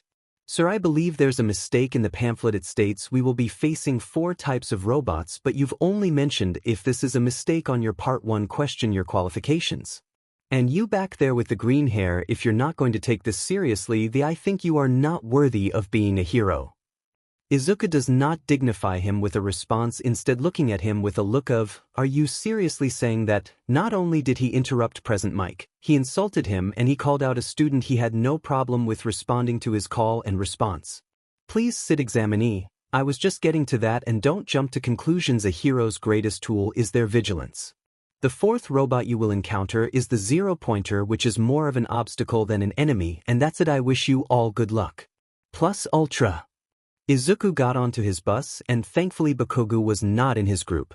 The mood in the bus was tense. Some were worried and others seemed overconfident in their skills, or rather quirks. That blue-haired guy was here, as well as a weirdly flamboyant Frenchebo flaunting how shiny and dazzling he is. This was going to be a long bus ride. He had a few glances thrown at him, but they seemed to have dismissed him as a non-threat, which confused him. They arrive at the test site and were led out of the bus by present Mike to the main entrance to the site. They stood around waiting for the green light to begin. Many examinees have formed into groups to better combat the robots. Izuku noticed a girl with brown hair seemingly very nervous. He tried to encourage her, but he felt someone try to grab him. He catches the hand before it makes contact and turns around. They wince as Izuku grabbed them pretty hard. Biometal generation adapted. "What's your issue, man? Don't just grab somebody by surprise. You don't know how they'll react. You were trying to distract that girl. Did you not listen to present Mike when he said to not jump to conclusions, or is he not qualified enough to teach you?" This gets him to shut up as a stuttering noise came out of his mouth, trying to rebuke him. "Begin." Izuku rushes into the barely opened gate, blowing a few students back. Many of the students had a sneer on their faces, believing he had started early, but they were proven wrong by present Mike. "What are you waiting for? There are no countdowns in real life. That greenie has the right idea. Go, go, go." Next time, Chapter 13, Robot Rampage. One comment. Chapter 13, Robot Rampage. Izuku runs to the center of the site, attracting many robots to his location. He stands there and waits for the horde of bots to converge on him. Izuku decided to use this as training, fighting the robots with minimal property damage. Using light punches, he destroys groups of 3 or 4 with each hit, sending them into each other. Some of the 3-pointers shot rockets, which Izuku redirected to the other bots or took head on, leaving himself unscathed. After 5 minutes, the robots stop coming as they have learned that he was an opponent they could not beat. Izuku had managed to gain 67 points, so he started to patrol around helping any examinees who were in danger. Some of them accused him of kill-stealing, but as the heroes are not disqualifying him, they just grumbled and continued on their way. Izuku then found a purple-haired kid with a brainwashing quirk similar to his own struggling with a one-pointer, so he decided to help by tossing him a metal spear made from robot hulls. The brainwasher was confused but grateful for the weapon as he stabbed into the robot. He turned to thank the person who helped him, but he was already gone. There was about 3 minutes left in the exam. Izuku was just wandering around with some robots coming to attack him, bringing his point total to a decent. There was a sudden rumbling as the zero-pointer had entered the battlefield. Izuku stood there looking at it as the others were running past him, many looking at him as if he was an idiot. He waited for it to get closer as it destroys the top of a few buildings. Rubble was about to fall on the brunette from earlier, so Izuku dashed over to save her, appearing to teleport to her and back to where he was stood. Surprised by the change in scenery, she thanks her savior. Thank you. No problem. Vertigo resistance adapted. Izuku walks towards the zero-pointer. Wait, where are you going? That robot is worth nothing, we should go. Someone has to stop it. That was a lie, he just wanted to destroy it to annoy Nizu. Izuku rushes and jumps up to the robot's head, his arms turning into red tendrils wrapping around the robot's head, and crushes it into a pile of sparking metal. Izuku then carefully lowers the rest of the robot onto the street. Test over. Is anyone hurt? No, recovery girl, we're all good here. Alright, Sunny, thank you for not destroying the place too much. Cementos would have been annoyed. She leaves to tend to the others. Hey, what's your name? Oh, Izuku Midoriya. Thank you for saving me. I'm Achiko Uraraka. Don't mention it, it's what anyone should do. Examinee 456, please attend to the observation booth. Flashback. In the observation room, the teachers are observing the practical exam. Nizu was quite interested in how Izuku would do with his self-imposed limitations, while All Might desired to see how Izuku had improved. The staff are taking note of a few students. It seemed that it was a good batch, but most of their attention is caught by a green-haired examinee fighting a horde of bots efficiently without too much damage to his surroundings, which was impressive seeing the power of the hits, though it did confuse them as he was not pursuing them, instead let the bots come to him. Aizawa turned to Nizu to see him with a smile looking at the same screen. Principal, do you know the kid? Of course I know him, he is my student after all. The other now understand the lingering dread that started all those years ago. Wait, if he's your student, has he been going to your office? How did we not notice him? The staff room is literally in the way. Nizu flashes them a cheeky smile. They sigh and look back to the screen. Why isn't he hunting down the robots? Well, we made a deal. If he succeeds, he is allowed to skip all academic classes during his time here. The staff look back to the screen. It seems the bots have decided to not engage with Midoriya, and he began running around the arena helping the other examinees. They were wondering if he knew the special condition of the exam. I can assure you that he does not. Now let's see how he handles this. Nizu presses a big red button, releasing the true obstacle of this exam, the zero-pointer. The staff watched as Midoriya saved an examinee from falling rubble by seemingly teleporting the girl to him. What exactly is his quirk? We've seen him blow robots to smithereens, tank missiles, and now teleportation. Is it energy manipulation? But that doesn't explain the teleportation completely. His quirk is reactive mutation, which allow his body to adapt from harm until he is immune to it. The feats you see are all physical, albeit supercharged by his regeneration. A loud crunch of metal catches the attention of the room. They turn to see the head of the zero-pointer crushed as Midoriya slowly lowered the rest of the zero-pointer onto the road. It seems we got ourselves our first Hero Corps student. Nizu hit the intercom button for Izuku's sight. Examinee 456, please attend to the observation room. After a few minutes, Izuku arrives to the observation room with a knock. Good afternoon, Midoriya, please come in. Izuku opens the door to a sea of heroes, which makes him freak out a bit. Collecting himself, he responds. Good afternoon, Nizu heroes. I assume this is about my performance in the exam. Yes, it is Midoriya. You got top scores in the written exam and have gained a total 162 points in the practical exam with 82 villain points and 80 hero points. Beating my record by 40 points, young Midoriya. That's right. Congratulations, you are now an official Hero Course student of Class 1A. Your homeroom teacher will be Shota Aizawa, also known as Dash. Eraserhead, thank you for having me.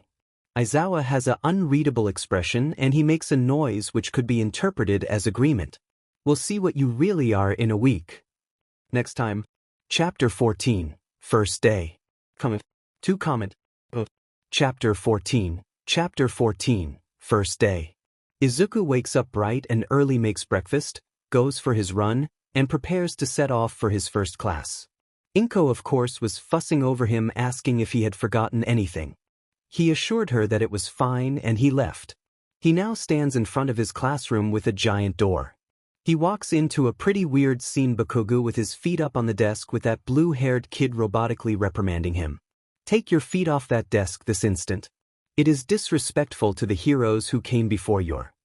And why should I listen to you, Four Eyes? I'm Tenya Ida from Sumai Academy. Oh, so you're a pompous prick with a stick up their butt? Izuku looks at the scene in amusement. Hey Midoriya, I glad you made it in. Izuku turns around to see Uraraka waving at him. Hey, I'm glad you got in too. You there? The blue-haired boy walks up to him and does a 90-degree bow. Izuku looks at him confused. I apologize for my conduct during the exam. It was unbecoming of a future hero. My name is Dash. I've heard, but we should be getting to our seats. Izuku goes to his seat, but to the others he was moving very quickly. Ida noted that the speed that he was going at was about half his top speed. The door suddenly opens, revealing a large yellow sleeping bag with a tried face poking out of it, slowly inching to the teacher's desk. This goes unnoticed by most of the class excluding Izuku, Momo, and Todoroki. Out of the bag reveals a disheveled-looking man Izuku recognized as Eraserhead. He slams his hands on the podium to get the students' attention. The students scramble to their seats. Aizawa disappointedly says, My name is Aizawa Shota and I'm your homeroom teacher. It took you all 8 seconds to get to your seats and only a few even noticed I was here. Those few seconds are the difference between life and death. Now put on your gym uniforms and meet me at the field. Midoriya should know where it is, just follow him. By the time they got up, Midoriya is already at the door beckoning them to follow. In the boys' changing room. Man, I thought you'd look like a monster under there. They were looking at Izuku's exposed chest. He was muscular, sure, but it looked like he just trained lightly. My quirk just compacts my muscles, but I do get the benefit of having little to no muscle decay. What I would do to have that? My name is Eijiro Kirishima. Izuku Midoriya. Instant shift cells adapted. They arrive at the field with Aizawa waiting. You're here to do a quirk apprehension test. But what about orientation? Heroes don't waste time. Now you get to use your quirks freely in these tests. That sounds like fun. Fun, huh? How about this? Whoever gets last place is expelled. But that's not fair. Life isn't fair. Natural disasters, villain attacks, discrimination. Our jobs as heroes is to balance the scales. Midoriya, you got first in the entrance exam. What's your highest score on your ball throw? My quirk is a mutation. I don't think my result is best to prove your point. Alright, Bakugo, what was your record? 60 meters. Do it with your quirk. Bakugo goes into the circle and goes into a classic pitcher pose and launches the ball in an explosion. Die! Aizawa then shows his score. It reads 1.1 kilometers. The students get serious, not wanting to be the one expelled. 50-meter dash. Izuku and Bakugo stand ready at the start line, though Izuku was a bit looser. The robot counted them down. 3, 2, 1, go. Izuku appears at the finish line almost instantly, with Bakugo following behind with an angry scowl. 0.01 seconds. 2.94 seconds. Grip strength. Izuku gripped until it hit the machine's limit. 999.99 kilograms. Standing long jump. Izuku cleared the sandbox. Repeated side steps. Izuku did pretty well, though he was narrowly beat by Minoru Mineta. Ball throw. The scores for the class were pretty normal for the most part, that is of course not counting Uraraka getting a score of infinity by floating the ball into space. Izuku steps into the circle and feels Aizawa activate his quirk on him. Which was stupid, he already told him his quirk was a mutation. Annoyed, he launches the ball with just a flick of his wrist, getting a score of 20 kilometers. Aizawa noticed that he was not giving it his all throughout the tests. Midoriya, stop holding back or you'll be expelled. Midoriya gets his ball and his body moving like he had no bones gets into a modified pitcher pose. Everyone should hold on to something. They got ready as Izuku's body suddenly WHPS forward, launching the ball with a shockwave, destroying nearby windows, triggering car alarms, moving clouds, and launching the class including Aizawa back a few meters. Many of them looked in awe at Izuku. Was that good enough, teach? He gets up from the ground and dusted himself off. No, Midoriya, I'm going to need you to do every previous test again. No holding back this time. Fine. Aizawa looks at Midoriya's score. Infinity, average speed Mach 12. Midoriya does the tests again. 50-meter dash, error teleportation. Grip strength, machine destroyed. Standing long jump, 50 kilometers. Repeated side steps, incalculable. Distance run. Izuku kept pace with Momo, who was doing the race with a scooter. They shook hands during it as they introduced themselves. They ran for so long Aizawa had to call it early as to not waste any more time. After they were done, Midoriya was not even winded. Heightened energy storage adapted. Potency increased, carrot energy reactor. Seated toe touch. It goes as expected as Izuku folds himself in half. Sit-ups. Izuku goes so fast he looked like he had two upper bodies, one laying on the ground and the other at the end of a sit-up. Alright, these are your results.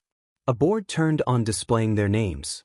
Izuku, of course, was first. This had infuriated Bakugo so much he had the bright and logical idea to let out his rage by lunging at Izuku, who turned around bored as he faced Boom Boom Boy. Before Bakugo can get too close, he is restrained by Aizawa using the bandages he had as a scarf. What the hell are these things? Settle down. Whatever grievances you have with Midoriya can be settled during training. He keeps struggling with the restraints. Aizawa is getting annoyed. If you don't stop, you can consider yourself expelled. Bakugo calms down, still with an enraged look on his face. Also, nobody is getting expelled. You'll find your schedule at the podium in class. Aizawa leaves, leaving the students stunned. Next time. Chapter 15, Battle Trials. One comment. Chapter 15. Chapter 15, Battle Trials. Class 1A is seated in their classroom waiting for homeroom to begin, though they are wondering why Midoriya was missing. Aizawa suddenly opens the door as the class gets settled in 4 seconds. Good, they've improved. Aizawa gets to his podium, but before he could speak, a student raised their hand. He allowed them to speak. Sir, do you know why Midoriya is absent? Midoriya will not be joining us in any academic classes as he has already graduated UA academically. You will be seeing him later during heroics. Then where is he now if not in class? He should either be in the gym or the library. Now enough questions, class is in session. Some were jealous of Midoriya, especially Bakugo, who looked like he was about to blow a gasket in his seat. Why the hell does he get to skip classes? I'm the best hero here, I shouldn't need classes. Later. Izuku arrives to class and sits at his desk. Only when he looks up does he realize that the class was staring at him. What's with the looks? Where the hell have you been, you lazy busy? I was in the library, why? Midoriya, you were gone for the entire morning. We're curious why you are exempted from normal classes. The principal allowed it after taking his test, and besides, you should all sit, teacher's coming. As if on cue, the door flies open. I'm entering the room like a normal person. Exited murmurs sounds all around in the room. Good afternoon, Class 1A, I am All Might, your heroics teacher. Now the most important part of being a hero is style. The left wall of the classroom opens up to reveal suitcases numbered corresponding with their seats. Get changed and meet me at the Mock City. Later. The class is gathered at the entrance of the Mock City. They are all dressed in their hero costumes. Izuku was wearing a simple dark green armored self-mending bodysuit which covers most of his body, leaving his head and hands exposed, and a utility belt full of medical supplies. The girls had a bit of trouble looking at him without blushing. A short purple grape-headed boy wearing a diaper in the back was on his hand and knees. It should have been me, not him. It's not fair. He was ignored as All Might began class. Now you all truly look the part of a hero, but a hero is more than just looks. All Might pulls out some flashcards from his back pocket. Ahem, all of you will be randomly split into teams of 2. The scenario is villains have hit a nuke in a building. It is the hero's job to either capture the villains or touch the bomb, while the villain's goal is to run out the clock or defeat both heroes. Any questions? How do we pick our partner? With ease. All Might pulls out 2 boxes to select the teams. Got teamed as heroes with Toru Hagakure, who Izuku noticed was just a pair of gloves and shoes. Please don't tell me you're naked. Izuku sees the glove go to scratch what is presumably the back of her head. He got his answer. Okay, you are not going into a fight like that. No offense, but against Bakugo and Todoroki there ain't not much you can do. I believe that you could have done recon, but with the ice under you you're not sneaking up on anybody, and you would be risking hypothermia and potentially frostbite. That's a very good point, young Midoriya. Hagakure, you will be with me and be Midoriya's mission control, keeping an eye on the villain's movements. But what about Midoriya? It wouldn't be fair for him to fight alone. It would be unfair. Well, Midoriya, are you up for the challenge? Of course I am. A hero never backs down from a fight. Then let the training begin. Izuku walks into the freezing cold building and is told the location of the bomb and goes straight to it, sensing that Todoroki was there too. On the way, Hagakure informed him that Bakugo was nearby. Bakugo came flying down a hallway with explosions at him with his classic right hook primed and ready. Izuku takes the hit head on, not bugging an inch, and in the smoke of the explosion grabs Bakugo and throws him back. Potency increased. Kinetic shock resistance. Potency increased. Heat resistance. Potency increased. Heightened eardrum durability. It seems some things don't change, do they, Kaken? Don't call me that, punching bag. Before Bakugo can lunge at him, Izuku appears in front of him and punches him in the gut, sending him back down the hallway and into the back wall. He slowly gets up and raised his arm to pull the pin on his gauntlet. Bakugo, stop, you'll collapse the whole building. His warning is unheeded as the pin is pulled. Izuku tried to get close enough to destroy the gauntlet, but he was too late as it fired at point blank. Smoke and dust obscures the camera as the class waited in bated breath for what had happened. The smoke clears surprisingly. It hadn't done too much damage to the building, that however the reason for that would become obvious. Izuku was on the floor, smoke coming off his body. The top half was charred black with red flesh seen between the cracks of blackened skin. His skull was exposed, his eyes now missing, leaving black sockets of writhing flesh within. Bakugo froze at the sight before him as he quickly removing the bracers from his shaking arms while breathing heavily. The bracers crack onto the floor and rolls right beside Midoriya's smoldering body. All Might and the class stared at the screen. Some had puked at the sight of Midoriya. All Might couldn't believe the sight before him as he knew he was very resilient, but he held out hope that Midoriya could recover from this. As Bakugo was having a panic attack, Midoriya's body suddenly sits up and slowly rolls his shoulder. Charred flesh falls off his body and onto the floor, revealing healthy skin underneath. This continues until his entire upper body was free from it, his suit slowly covering him back up. This brought a wave of relief from the class. Bakugo looks at him in fear, seeing the person he had killed come back to life. All Might speaks from the speakers in the room. Young Midoriya, are you all right? His vocal cords, still new, causes the next words to be a bit hoarse and sluggish. Fine. Do you wish to continue? I do. All right. Match resumed. Katsuki Bakugo disqualified. These words began to echo in Bakugo's head as Izuku continues to the bomb room. Bakugo is led out of the building by some robot's eyes still clouded over in shock. Opening the door to the bomb room, Midoriya is met with a wall of ice quickly lurching toward him. He allows it encase him. Todoroki, seeing this, breathes out. You shouldn't have come here alone. Suddenly the ice cracks and shatters, flinging shards of ice at Todoroki. Make sure your enemy is out before you let your guard down. All Might hadn't even announced your win. He sent another wave of ice at Midoriya, hoping to catch him again. Did you really think that would work that twice?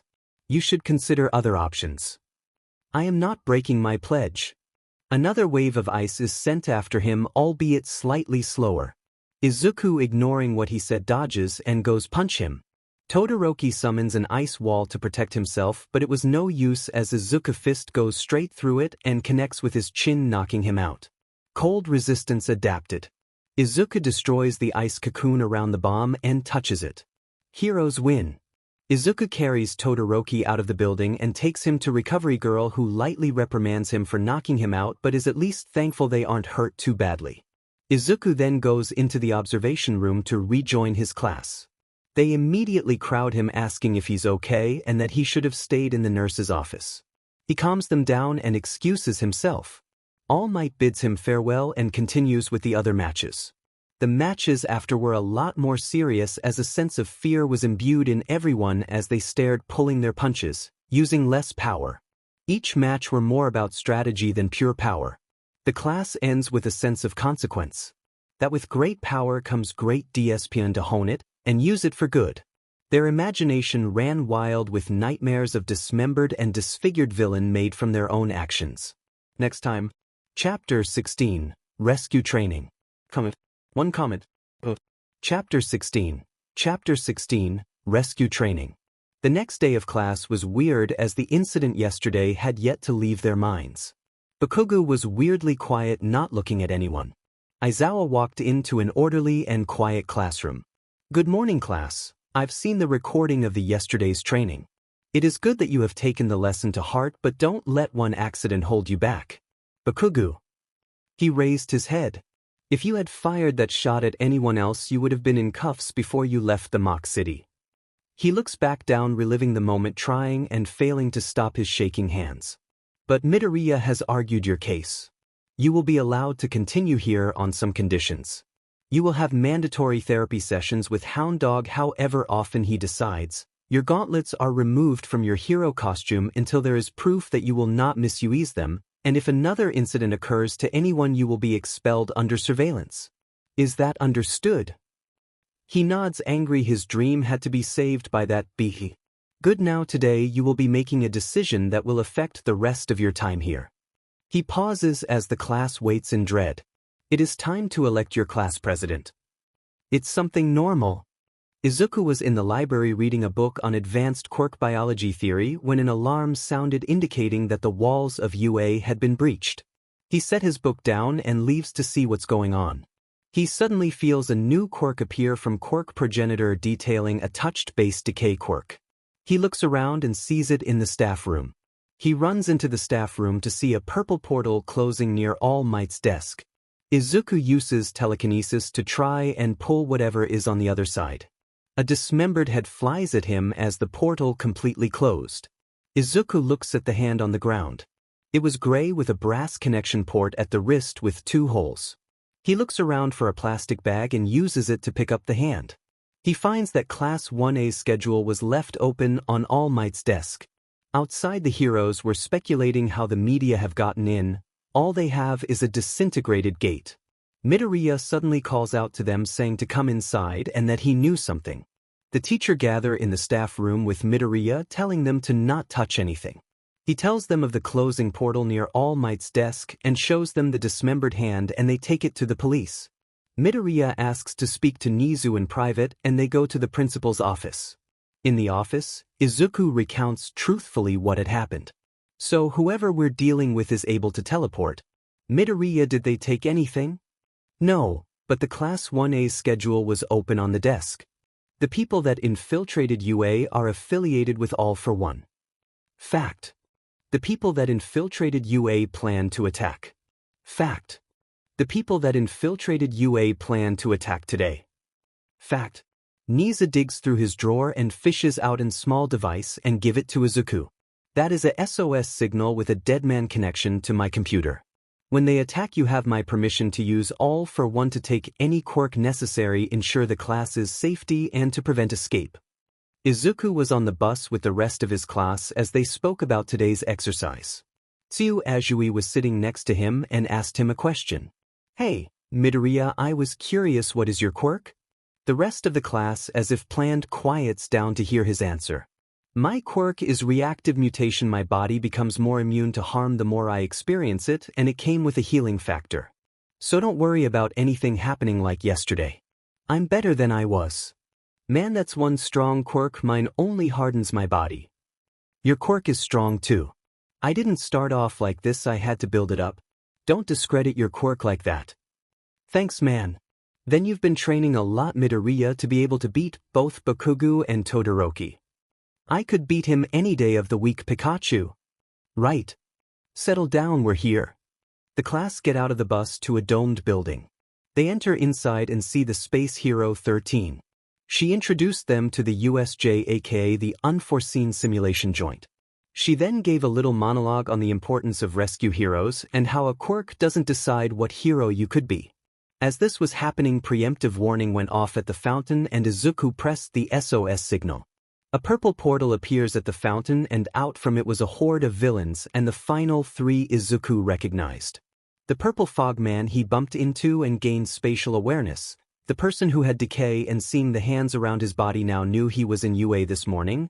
The last was a giant muscular black-bluish villain with their brain exposed just like the one All Might brought in when his quirk was analyzed by Recovery Girl. Aizawa, keep an eye on that purple fog guy, I believe that's their getaway. 13 via the class back to the bus. Midoriya, go with 13. I can handle this alone.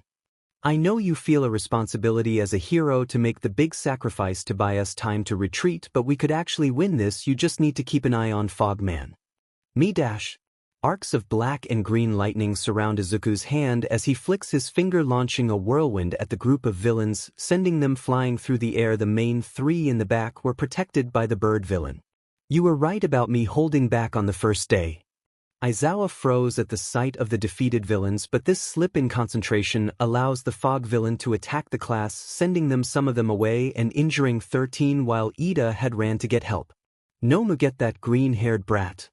The Nomu rush towards Izuku, who does the same with the help of velocity manipulation. They meet halfway between the bottom of the stairs and the fountain with both of their hands interlocked in a stalemate. Shock absorption taken. Super regeneration taken. Potency increased. Kinetic shock immunity. Izuku pushes it back, sending it to next to decay guy, breaking its back. Nomu, get up and kill him.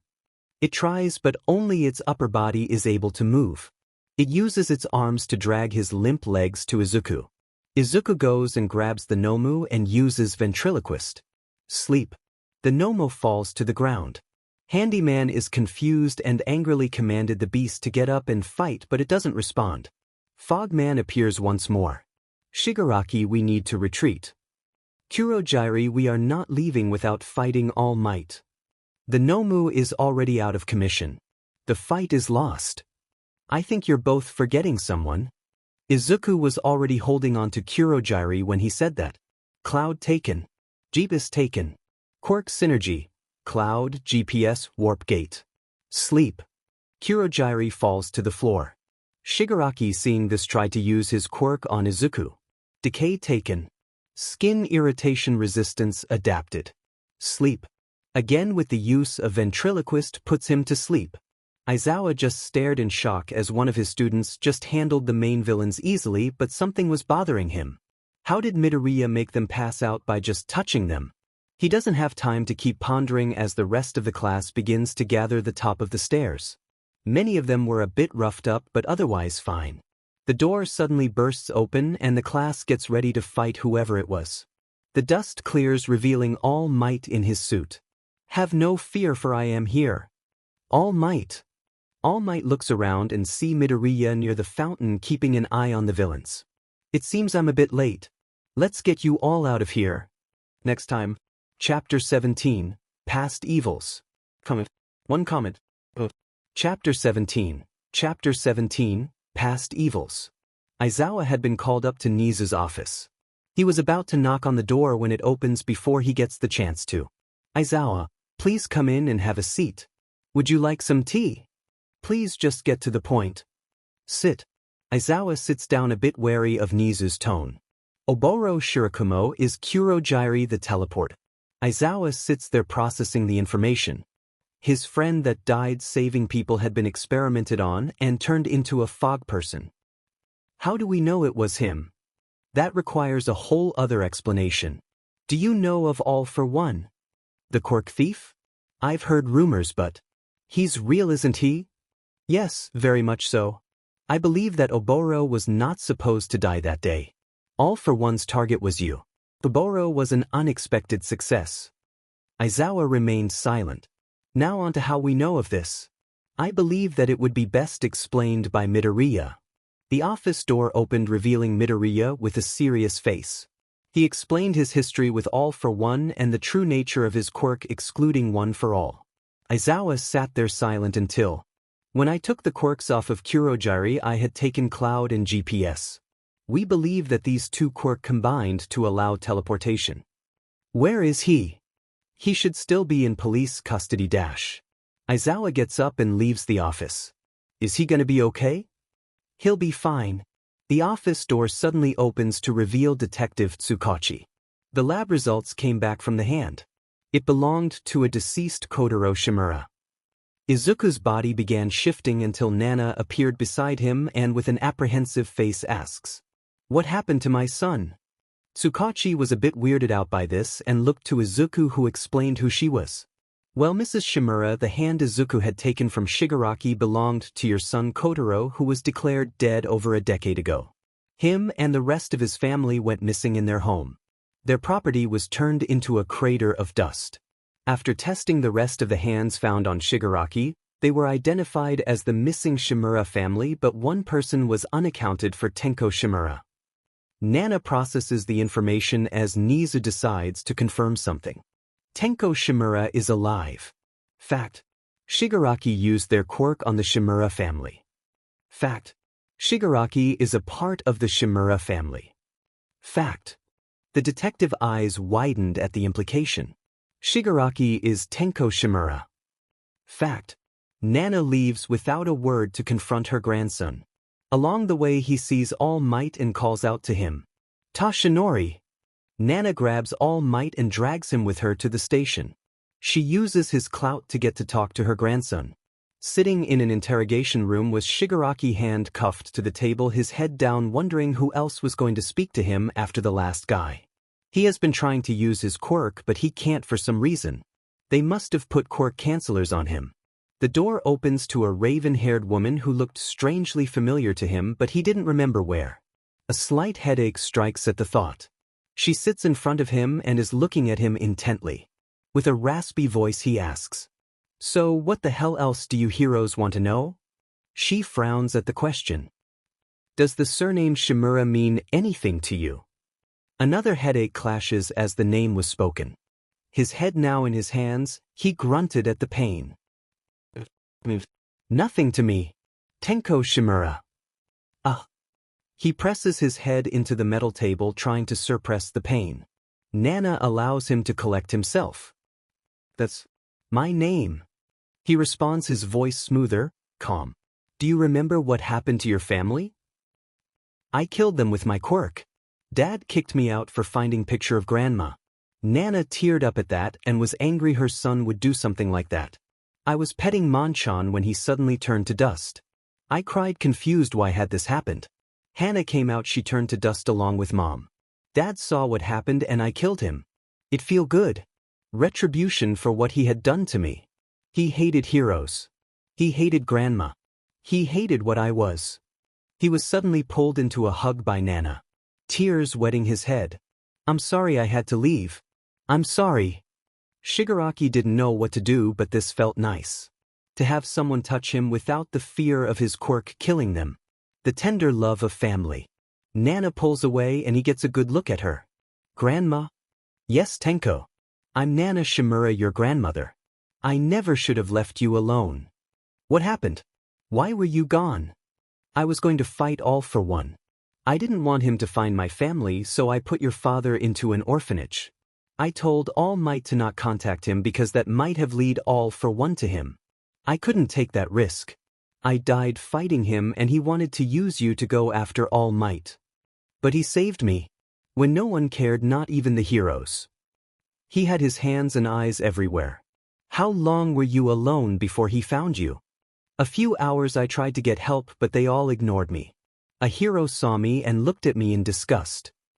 He must have known that you would have been perfect to be molded in his own image and use you to throw off All Might. He pauses too at the realization that his life with his sensei was a fabrication. A ruse to mold a perfect villain. A tool to destroy whoever he sees fit. All for one is Ollie Dash. Black sludge began to pour out of his mouth. Nana shocked by this, knowing All for One had plans for him. Tenko, don't let him know you remember. We'll get you out soon. The interrogation room fades from view, and replacing it is All for One, who can seem connected to many machines keeping him alive. Tamura, I hope your stay at the precinct wasn't too unbearable. Tenko gets up slowly and gets into his previous persona. I'm sorry I failed to kill All Might Emissar. If that green-haired brat didn't disable the Nomu, it would have been so much easier. All for One shuddered at the mention of the boy. He activates quirk sight and sees that Tamura was now quirkless. This was not good, and now that the Nomu and Kurogiri was captured, it was more than likely that their quirks were taken too. No matter, they could just rebuild. Now he needs to replace his student's quirk. Thank God he always had copies. After all, 1 is none, 2 is 1. If it's important, always have a backup. Chapter 18, Sports Festival. Comment. Chapter 18, Sports Festival. All Might bursts into the interrogation room but finds Nana sitting alone and Tenko was gone. He's still alive, All Might. We need to beat him for real this time. Nana and All Might leave the precinct after informing them of Shigaraki's disappearance. The next day, the press were hounding UA to get answers to how the break-in occurred. Nizu was on stage along with Power Loader. The break-in yesterday was conducted by a villain group by the name of the League of Villains. They had entered using a teleportation quirk. We are currently developing tech which will prevent this situation from ever happening again. Pro Hero 13 was injured severely during the incident. Any updates on their condition? They are in the most capable hands and is currently resting. How are the public able to trust that an incident like this will not occur at the scheduled sports festival later this month? The festival will be staffed by the finest heroes of Japan, including All Might. Villains would need to make large moves to ruin it. A few days later, Class 1 was having homeroom with Aizawa. Now I know everything has been a bit hectic, but the fight is not over yet. The class is once again left in suspense. The sport festival will take place in 2 weeks. But sir, isn't it a bad time? UA was just broken into. Unfortunately, the event was too big to cancel and we're using it as a show of resilience, showing that the future heroes will be stronger than the last. It is also an opportunity to sell yourself so you get good internship offers. The bell rings signaling lunch. The class was exited for the coming festival, and when they opened the door they were met with a large group of students. A purple-haired and tried-looking boy blocks their way. Well, if it isn't the survivors. What are you people doing here? It's lunch. They're here to scope out the competition, dumbass. If that's how the prestigious wanna acts, I don't think they will last here long. What did you say, eyebags? Bakugu, stop antagonizing them. You not doing anyone a favor by yelling. You don't tell me what to do, nerd. A voice is heard from the back of the crowd. A green-haired student pushes through the crowd and stands in the doorway of the class. Excuse his yelling. I'm Izuku Midoriya of Class 1A. Why did you help me during the entrance exam? We're heroes, why wouldn't I help someone in need? Anyway, you guys should scatter, lunch is awaiting. Not yet, we're all here to declare war on all of 1A. If you don't perform well during the festival, your seats are open for the taking, so watch out. I believe that all of 1A will agree. We look forward to what you're gonna bring. Izuku walks past him, but as he quietly says to the purple-haired boy, brainwash it. He turns around to confront him, but he already disappeared into the crowd. For the next 2 weeks the students trained. Some of Class 1A tried to find Midoriya to get advice, but they couldn't find him. Izuku had spent the time at home with Nizu's permission training to use the new quirks he got, focusing mainly on Warp Gate as it would be useful in a pinch. He knew that eventually his ability to take and give quirks will be revealed, but he trains to ensure that the fallout is mitigated. The day of the festival arrives. The class is in the waiting room awaiting their announcement. Todoroki walks up to Midoriya. In my opinion, you are the strongest in this class. Thanks. But don't think that you will be the one to win this whole festival.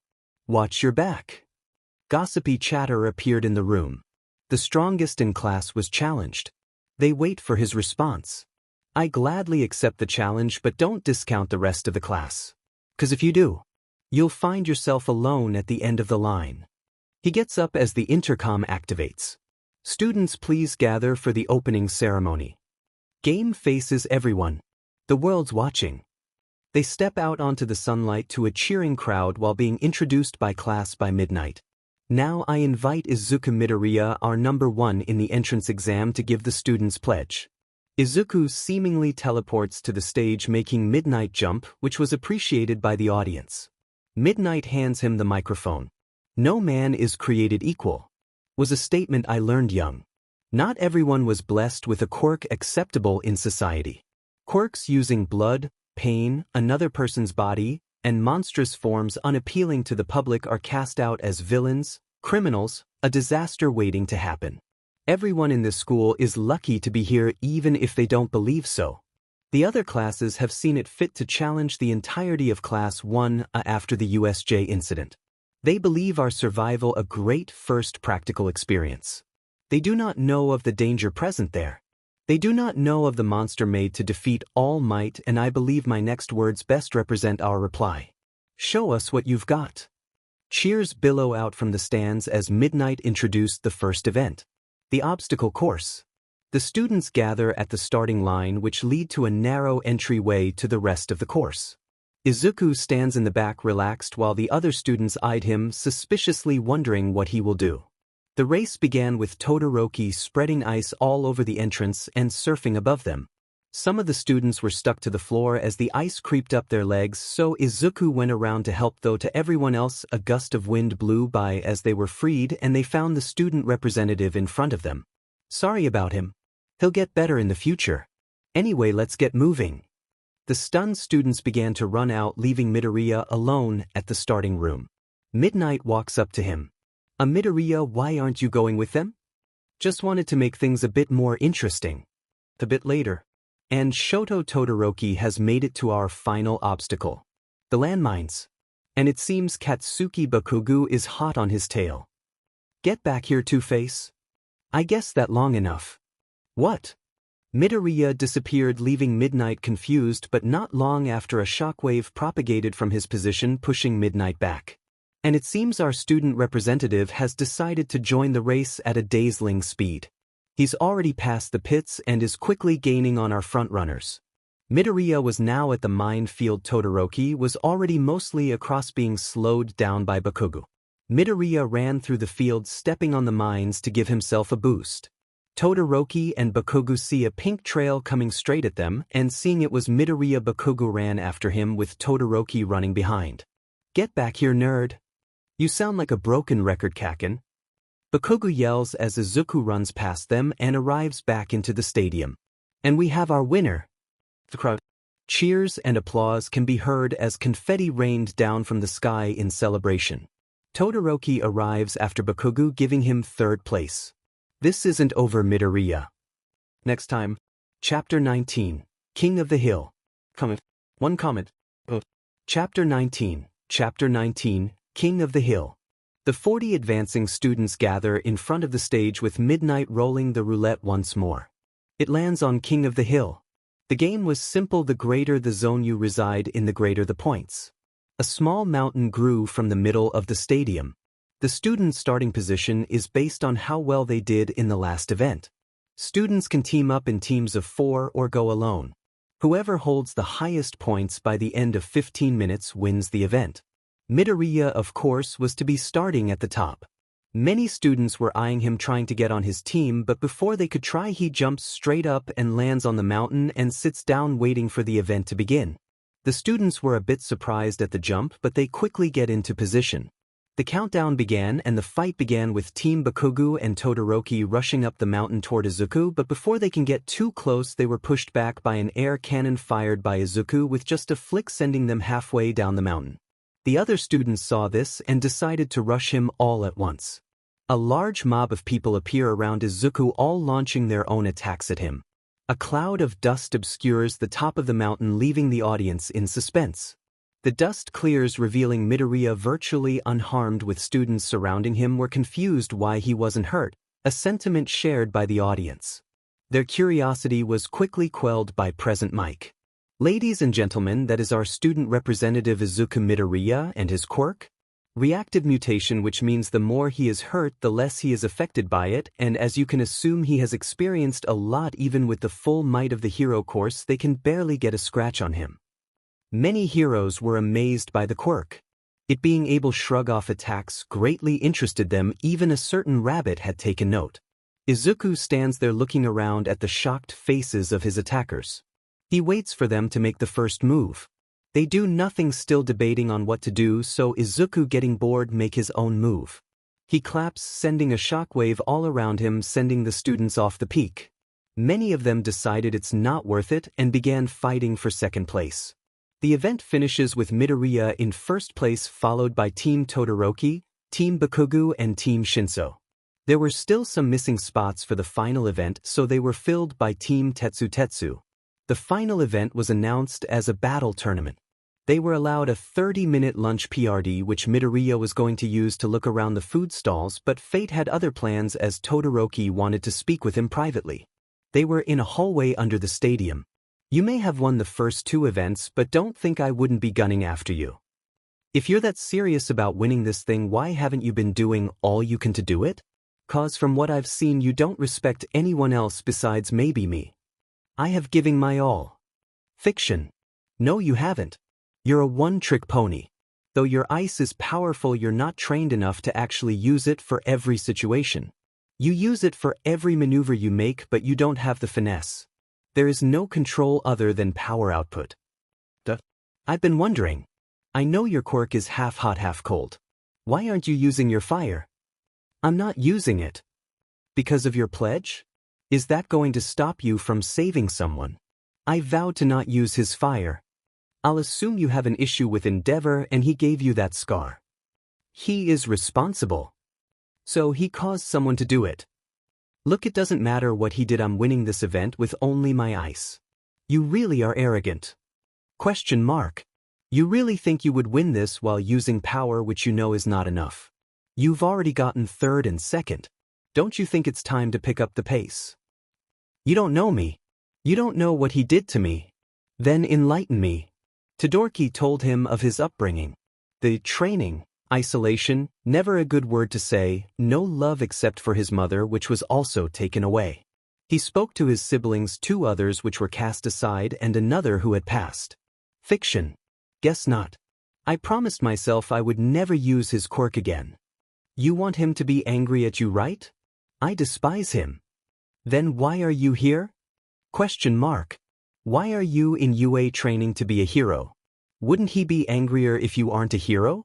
'Cause at the end of the day, even if you become number one with just your ice, it is still the Todoroki family name that has succeeded all might way after his retirement. Stop fighting for your father dream. I'm not. And yet you're here fighting for number. Everyone in that stand knows you're the son of Endeavor. They know you have had early training from the number. You winning was the expected outcome. It didn't matter if you won with only your ice, to everyone else you were holding back out of courtesy. I'm not using it. Then pull out. If you're not fighting to win fully and absolutely, then what's the point of winning? An empty jab at Endeavor, who will still see this as nothing but a rebellious phase. Your words mean nothing. I will win with only my ice and nothing else. He storms off in anger, feeling like the conversation was worthless. Izuku watches as he leaves. Izuku turns to look down the hallway where he saw some blonde hair which had just ducked behind a wall. I know this wasn't the best place to have a private conversation, but I didn't expect you to be a stalker, Kaken. The hall remains silent. Izuku shrugs, walk out of the hallway. He had felt his presence when he got there, but though noting of it, allowing him to stay and stalk them. Next time. Chapter 20. Battle Tournament. Comment. To comment. Chapter 20, Chapter 20, Battle Tournament. The matches were announced and it seemed that Izuku will be fighting the brainwasher who goes by the name of Hitoshi Shinso. I look forward to outmatch student rep. As Izuku turns to him to respond but his mouth is covered by a fleshy tail. Shinso walks away. Don't respond to him. He takes control of people by response I know. If he was smart he wouldn't have tried to use it here. Thanks for the warning though. No problem Midoriya. The match came as Midoriya and Shinso stand on the concrete platform as Present Mike gave them an introduction. Midnight was on the side refereeing the match.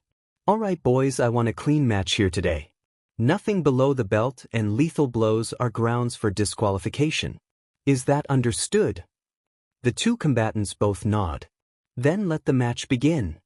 Let's have a good fight. Izuku nods in response.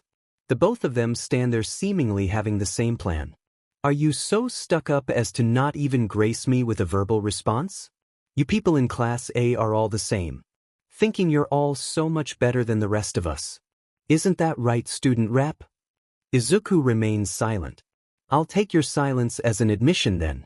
Your life must have been great. Cheers all around for the future hero. You say you know what it's like for those less fortunate, but you can never truly know, can you? I can't. I've got him.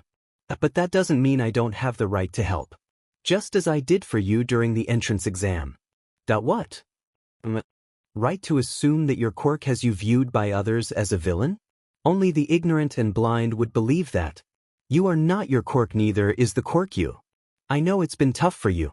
You look skinny as if you haven't eaten or trained much dash.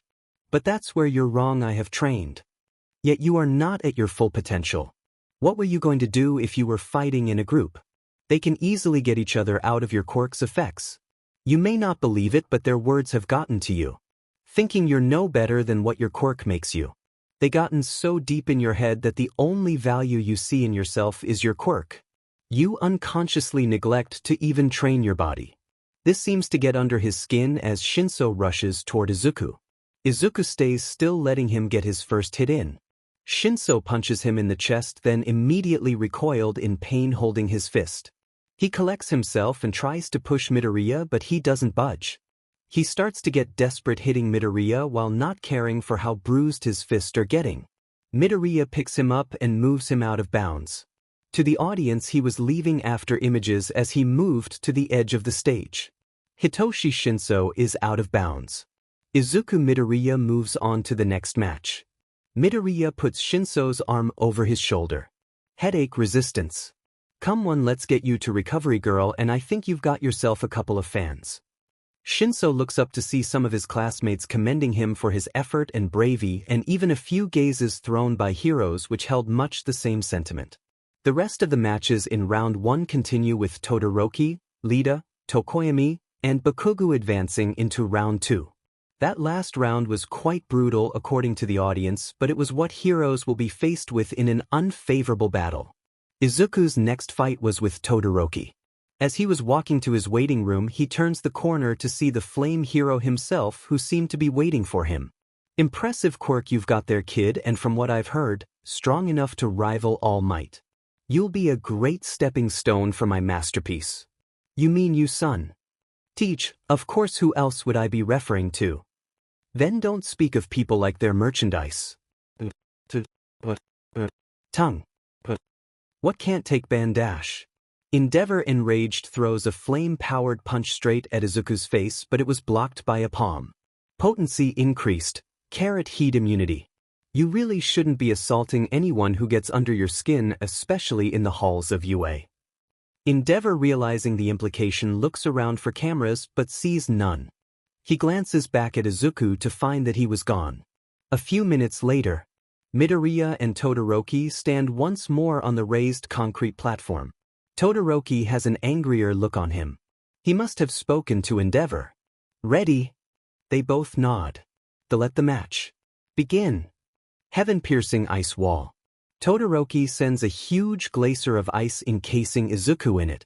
The audience was in shock and felt a bit disappointed that the match was so quick and anticlimactic, but as midnight was about to call the match, the glacier cracks and explodes, sending large chunks of ice near the crowd, and in the middle of the destroyed glacier stood Midoriya, who looked completely unharmed, bits of ice still stuck to his clothes.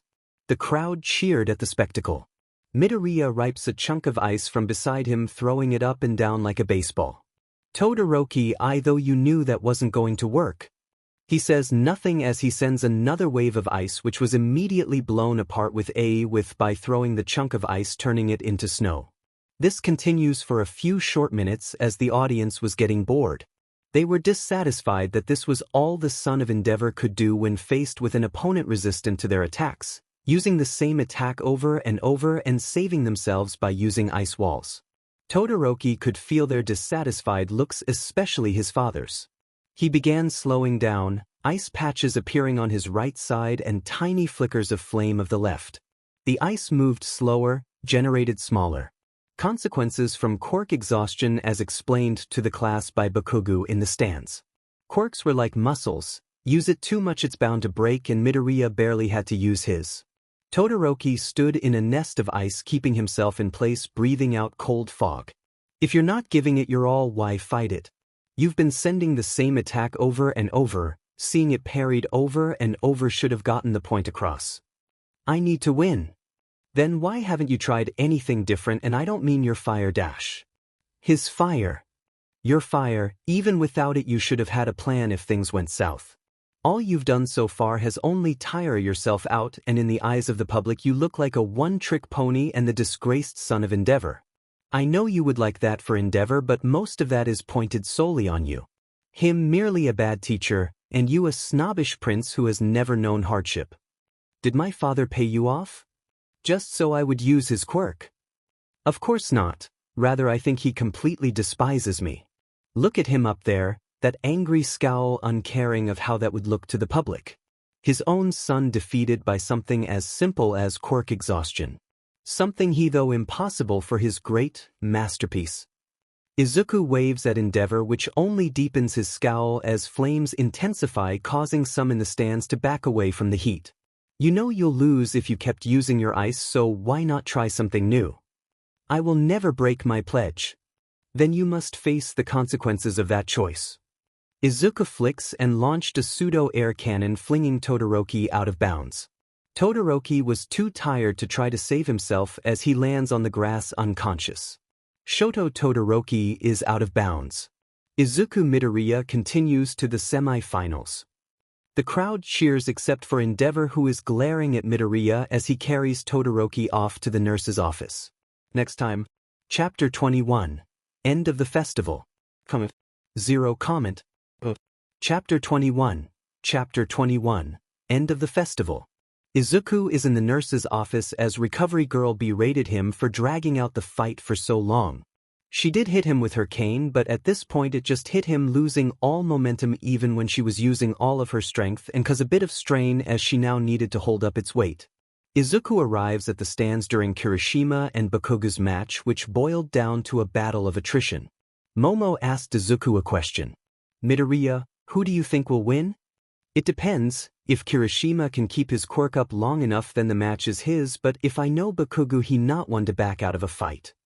The match continued with Bakugo launching explosions at Kirishima, and it seems hardening can't keep up and Bakugo moves on. He looked up to the stands and angrily eyes Izuku down. Izuku turns around to go to his next match and finds that Ida is already gone. The two stand across from each other on the stage. Ready? Izuku nods. Yes. Then let the semi-finals match begin. Recipro burst. Blue exhaust is emitted from Ida's calves as he goes to kick Midoriya in the head. Midoriya blocks it easily as when the kick landed, all the momentum the kick had was taken away as Ida is held by his raised leg. Midoriya punches to the side of his head, missing intentionally. His fist flies past his head as a shockwave burst out from the front of it, pushing the audience down into their seats and ruffling their hair and clothes. Midoriya lets go of Ida, letting him steady himself. Ida, do you wish to continue? I do. Then let the match continues. Ida gets into position and rushes Midoriya with a flurry of kicks, trying to find an angle to get a clean hit in. Each kick was blocked or dodged, and finally he gets a clean hit to his ribs, but that doesn't faze him. "You seem to be forgetting something. ? My quirk." Ida's eyes widen in realization and is punched in his side, which shoots off an air blast on his other side, which moved the clouds, wowing the audience. He backs off, coughing and nursing his wound, reassessing the situation. He had uncaringly allowed his opponent to become immune to his attacks. What could he do now? Well, the thing that worked for Iber. So he ran at Midoriya with his hands out, trying to push him out of bounds, but he dodges at the last second, leading to Ida running off the stage and tripping onto the grass. Tenya Ida is out of bounds. Izuku Midoriya moves on to the final. Izuku goes to help Ida up. "Hey man, you okay? I did hit you pretty hard." "It's fine Midoriya, just give me a second." Ida walks to the nurse's office alone, holding his stomach, his walking becoming smoother as he walked. Seeing that he is fine, Izuku goes to the stands and sits to watch the next match. It goes about as expected, with someone empowered by darkness faces someone who can make light. The final round was upon them, as for the final time they stand before the crowd to fight. Is everyone ready for our final match? The crowd cheers in excitement. On one side, the one person who has faced impacts and attacks which would cripple many yet still stands up to the challenge. Our student representative, Izuku Midoriya. And on the other, radiating the power of the sun from the palms of his hands, ready to blow away the competition, Katsuki Bakugo. Let's get this final showdown on the road. Are you two ready? Izuku nods while Bakugo grunts in agreement. Begin. Bakugo launches himself forward with an explosion and a right hook which Izuku takes on the chin, his head barely turning. Seeing this, Bakugo uses both hands to launch Izuku back off the arena. He takes a step back, so Bakugo tries again. He takes 2 steps, Bakugo hits harder. He takes a step and in half, Bakugo give it everything he's got. He takes 3 steps backward, Bakugo breathes, holding his arm, and looked up to see Izuku. His shirt had burn holes still smoldering. Izuku rips the shirt off, letting it burn on the stage. "Come on, you scared of hurting me? I know you've got more in you. Let's give the world a show." Bakugo was feeling the strain from overusing his quirk, so the both of them engaged in hand-to-hand and build up more sweat. Bakugo tried to outmaneuver him, but each attack was parried and countered. His body getting more and more bruised, and yet he persevered, kept getting up in belief that this would be the day he, the strongest of Aldra, would destroy this unbreakable wall of flesh. He gets up to sweep Midoriya off his feet. Izuku raises his leg and kicks him away. He goes to punch his side. Izuku grabs his arm and throws him over his shoulder. Turning around, he uses his explosions to blind and jump over him and blasts his back. Izuku turns around into the blast and punches him in his stomach, sending him into the concrete near the edge. He gets up staggering, a little blood coming out of his mouth which was wiped away, and yet he readies himself for one final move. He blasts himself to the sky, and as he is falling uses explosions to blast himself down faster into a spiral. Howitzer impact. The pulled oxygen from the move pools in front of him, and he lets out an explosion so large it engulfed half of the stage. As he was reveling in the explosion, a burned arm flew out from the flames and grabbed onto his head and slammed him to the ground, dissipating the smoke and debris around them. Izuku's body had a bunch of 3rd to 4th degree burns that were quickly healing, causing some in the crowd to GG at the sight. Bakugo's head was in the center of a web of cracked concrete, and he was finally unconscious. Katsuki Bakugo is unconscious. Izuku Midoriya wins the sports festival. The crowd burst out in cheers and applause as Bakugo was carried out of the arena. Izuku stood fully healed, taking in the sight of the cheering crowd with a sense of awe. Izuku walks back into the stadium absolutely stoked but a bit underwhelmed. He felt like it was a bit too easy. He had won every event without too much trouble. The fights felt empty. He had gained nothing but notoriety from the public and heroes. Izuku smacked both of his palms to his cheeks, clearing his head. "I should go see." No, I don't need to do that. The fights were just boring is all." Midoriya, Bakugo, and Tokoyami stand on upraised pedestals awaiting the award ceremony. They were waiting on Ida. With all events complete and to end our sports festival we have our awards ceremony. Unfortunately Ida was unable to attend due to a family matter. Presenting the awards. You idolize him All Might. The audience looks up to see All Might flying up in the air, his cape billowing in the wind as he slowly floats down to get his mic from Midnight. I am here to give out the medals. He walks up to Tokoyami and puts a bronze medal around his neck. You put up a great fight even when the conditions were not in your favor. I still have much to learn. That you do. A hero perseveres even when faced with difficult odds. I'll remember that, sir. All Might moves on to Bakugo and places a silver medal around his neck. Don't let this loss discourage you. I never will. Not even after I become the strongest. Good, the greatest never do. All Might walks up to Midoriya and places a gold medal around his neck. I am proud of the person you have become. Thanks All Might. Just don't let it get to your head. After all, absolute power dash. Corrupts absolutely. I remember. I will be the hero the world can rely on. And that marks the ends to the sports festival. Give our winners a round of applause. Cheers and applause. Next time. Chapter 22, Internships. Comment. Chapter 22, Internships. It has been 2 days since the festival and everyone was in class including Midoriya, which was surprising, but the reason for that was quickly answered as Aizawa revealed the amount of internship offers the students had received. Izuku Midoriya, 5735. Katsuki Bp, 4981.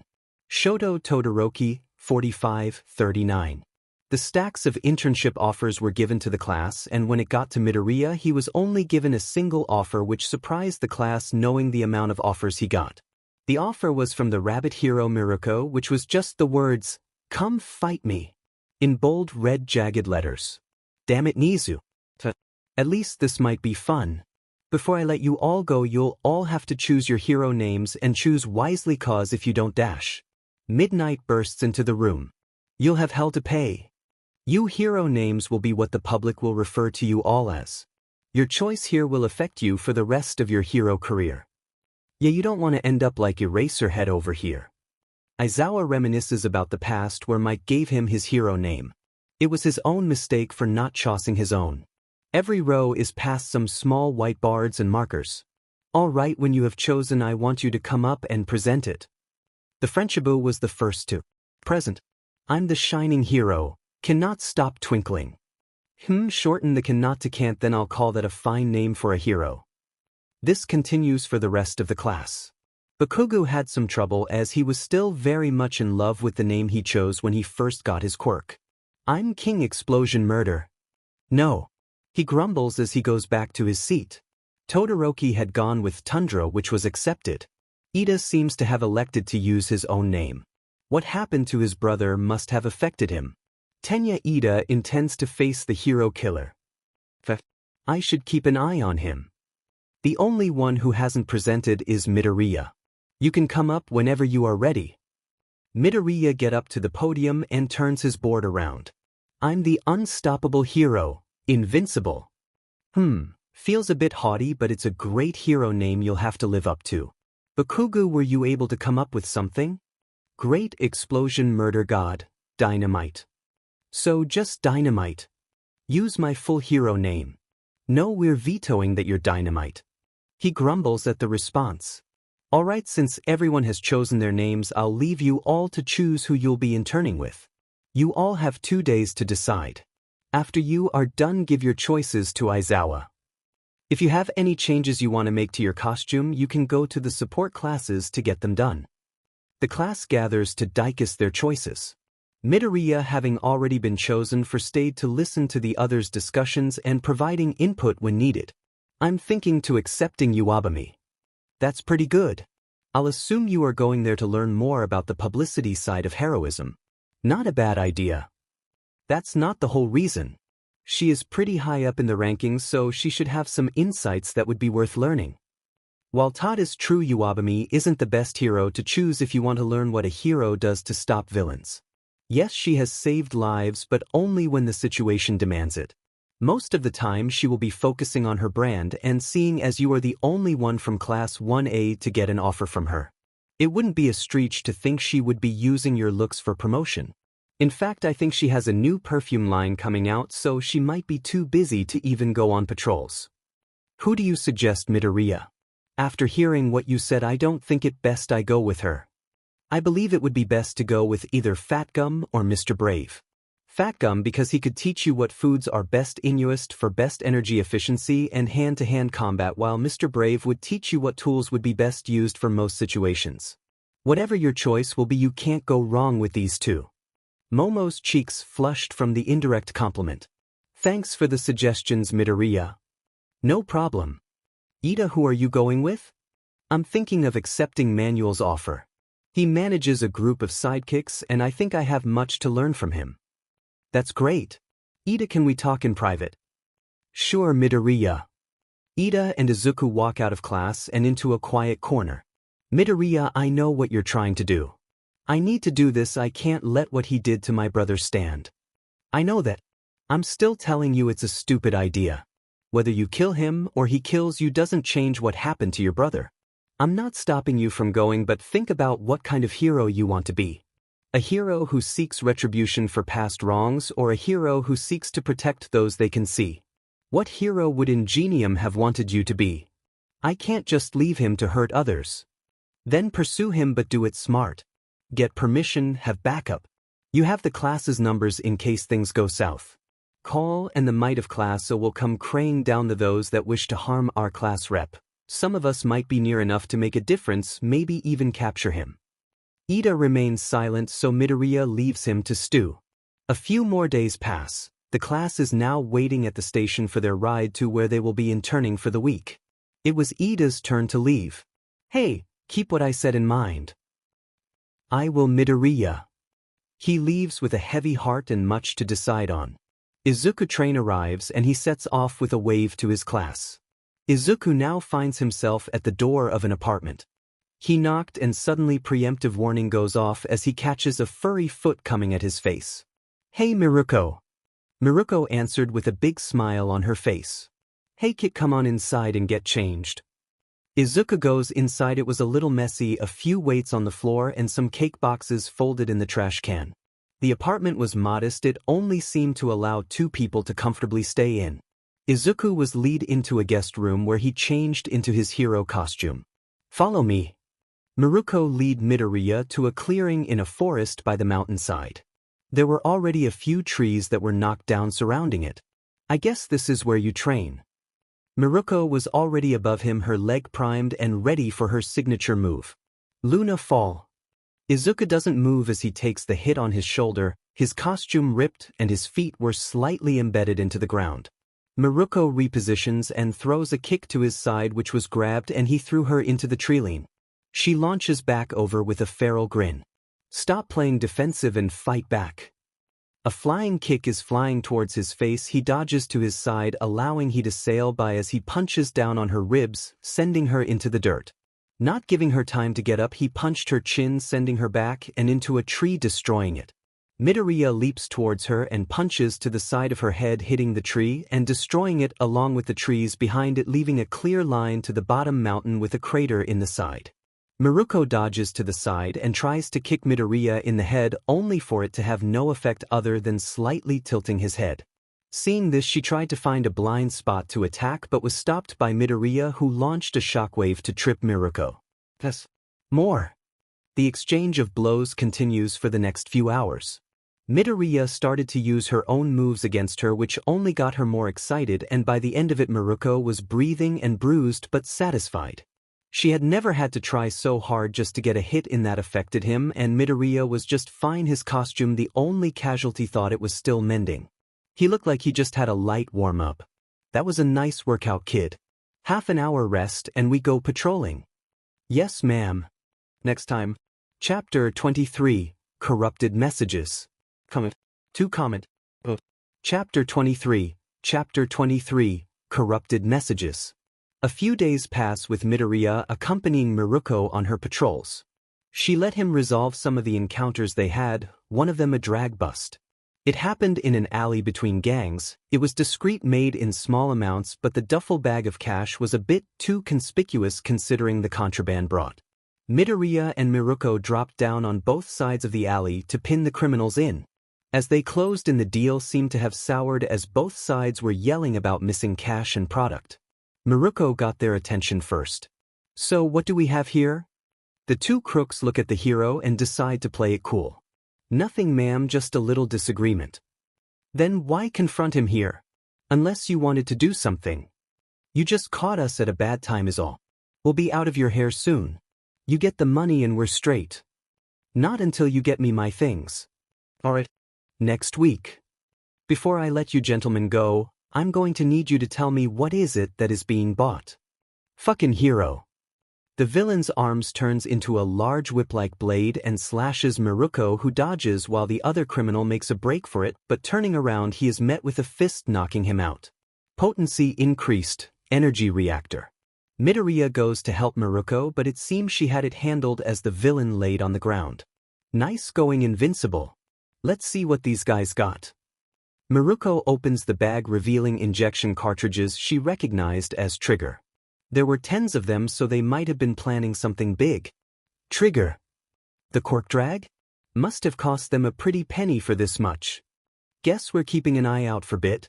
Let's hope they don't get antsy without their trump card. The drags were taken to the station and they had to write a report on the villain and criminals they had captured. Invincible, tonight we're going to be patrolling in Hosu. Intel has it that the hero killer has been sighted in the area. Meanwhile, Stain was on a roof of a building looking over the city of Hosu. He sees the bustling street filled with the ignorant. People blind to the evils conducted in the shadows. Newer heroes were getting stronger, especially that green-haired kid. A quirk he could never defeat alone. He could only hope that he was one of the good ones. The others are to be seen if they are worthy of the title of hero. So far he has found only one which fits the bill. All Might, the only true hero, not motivated by fame nor by fortune but the lives of the people. A murky sludge-like substance appears beside him. He backs away, his blades ready to cut down whatever approaches him. From the sludge appears a white-haired teenager with hands all over his body. As the sludge subsides, the boy sighs in relief as he takes off the hand from his face. "Hello, Stain. I'm Tamura Shigaraki. What do you want from me?" "I need your help." Midoriya and Miruko were patrolling around Hosu when suddenly an explosion rang out as a raging flame can be seen in the middle of the city. The two of them nod to each other as they leap off to the scene. On the way, a white Nomu with 4 eyes rushes at Midoriya, trying to grab him. Midoriya gets to it first and gets a hold of its neck. Absorption and release taken. Muscle augmentation taken. Tongue web taken. Sleep. The Nomo fall unconscious, confusing Miruko, but she ignores it to get to the scene of the fire. The two of them arrive to a roaring blaze as heroes are trying to put it out while getting civilians out from the buildings. The normal hero manual was next to a broken fire hydrant directing the water to help quell the fire. Manual, where's Ida? He looks around and a tinge of anger and annoyance appears on his face. Izuka looked around with quirk sight and saw Ida about to face down the hero killer. That's all he needed to know as he turned to Miruko. "Miruko, I need your permission to use my quirk. A classmate of mine might be doing something really stupid. Just go, whatever happens, make sure it's glorious." Miruko bounds away into the burning buildings to find civilians as Midoriya speeds away to Ida's location. "Stain, you murder spree ends here in the name of Ingenium. Get the hell out of here, kid. I may not seek to kill children, but I will if they stand in the way of my cause." Ida lunges at Stain with a kick which is dodged. Ida steadies himself, and as he is about to stand up, his body suddenly seized up, locking him in place.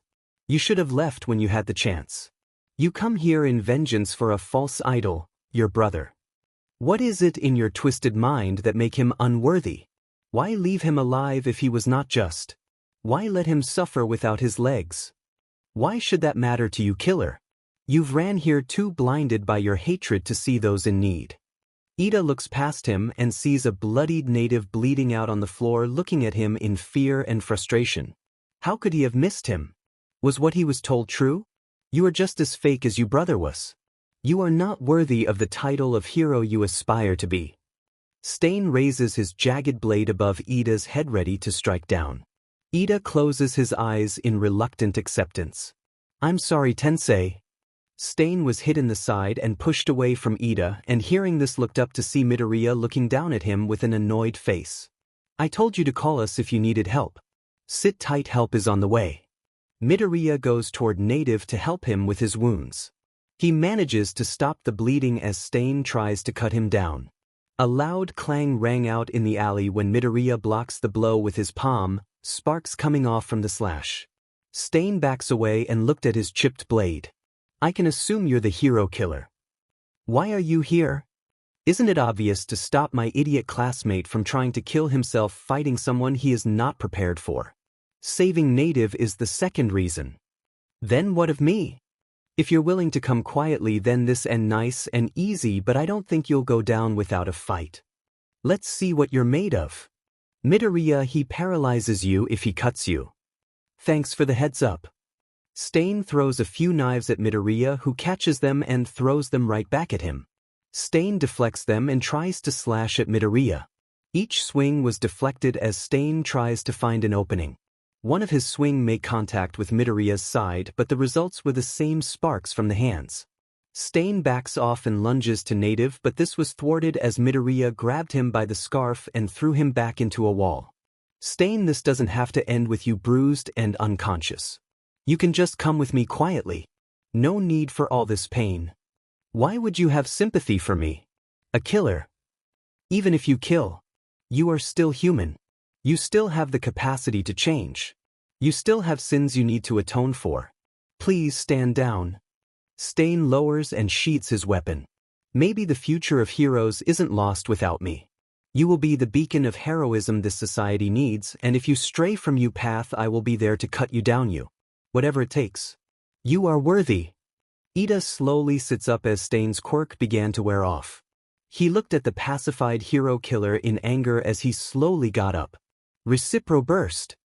Ida dashes towards the villain to beat him to a pulp, but he doesn't get the chance as Midoriya grabs him and slams him into the ground, knocking him unconscious. Maruko arrives just as that happens and looks at the hero killer. I've given up. You heroes really need to teach your generation well. Hero killer, you are under arrest for the murder of heroes all over Japan. Midoriya looks to the sky and sees a winged Nomu which flies at him once he is spotted. Midoriya jumps at and grabs its wings. Dragon wings taken. Hollowed bones adapted. The both of them fall back to the ground and find themselves in the middle of a group of heroes who looks at the Nomu wearily. Don't worry, the runts got it.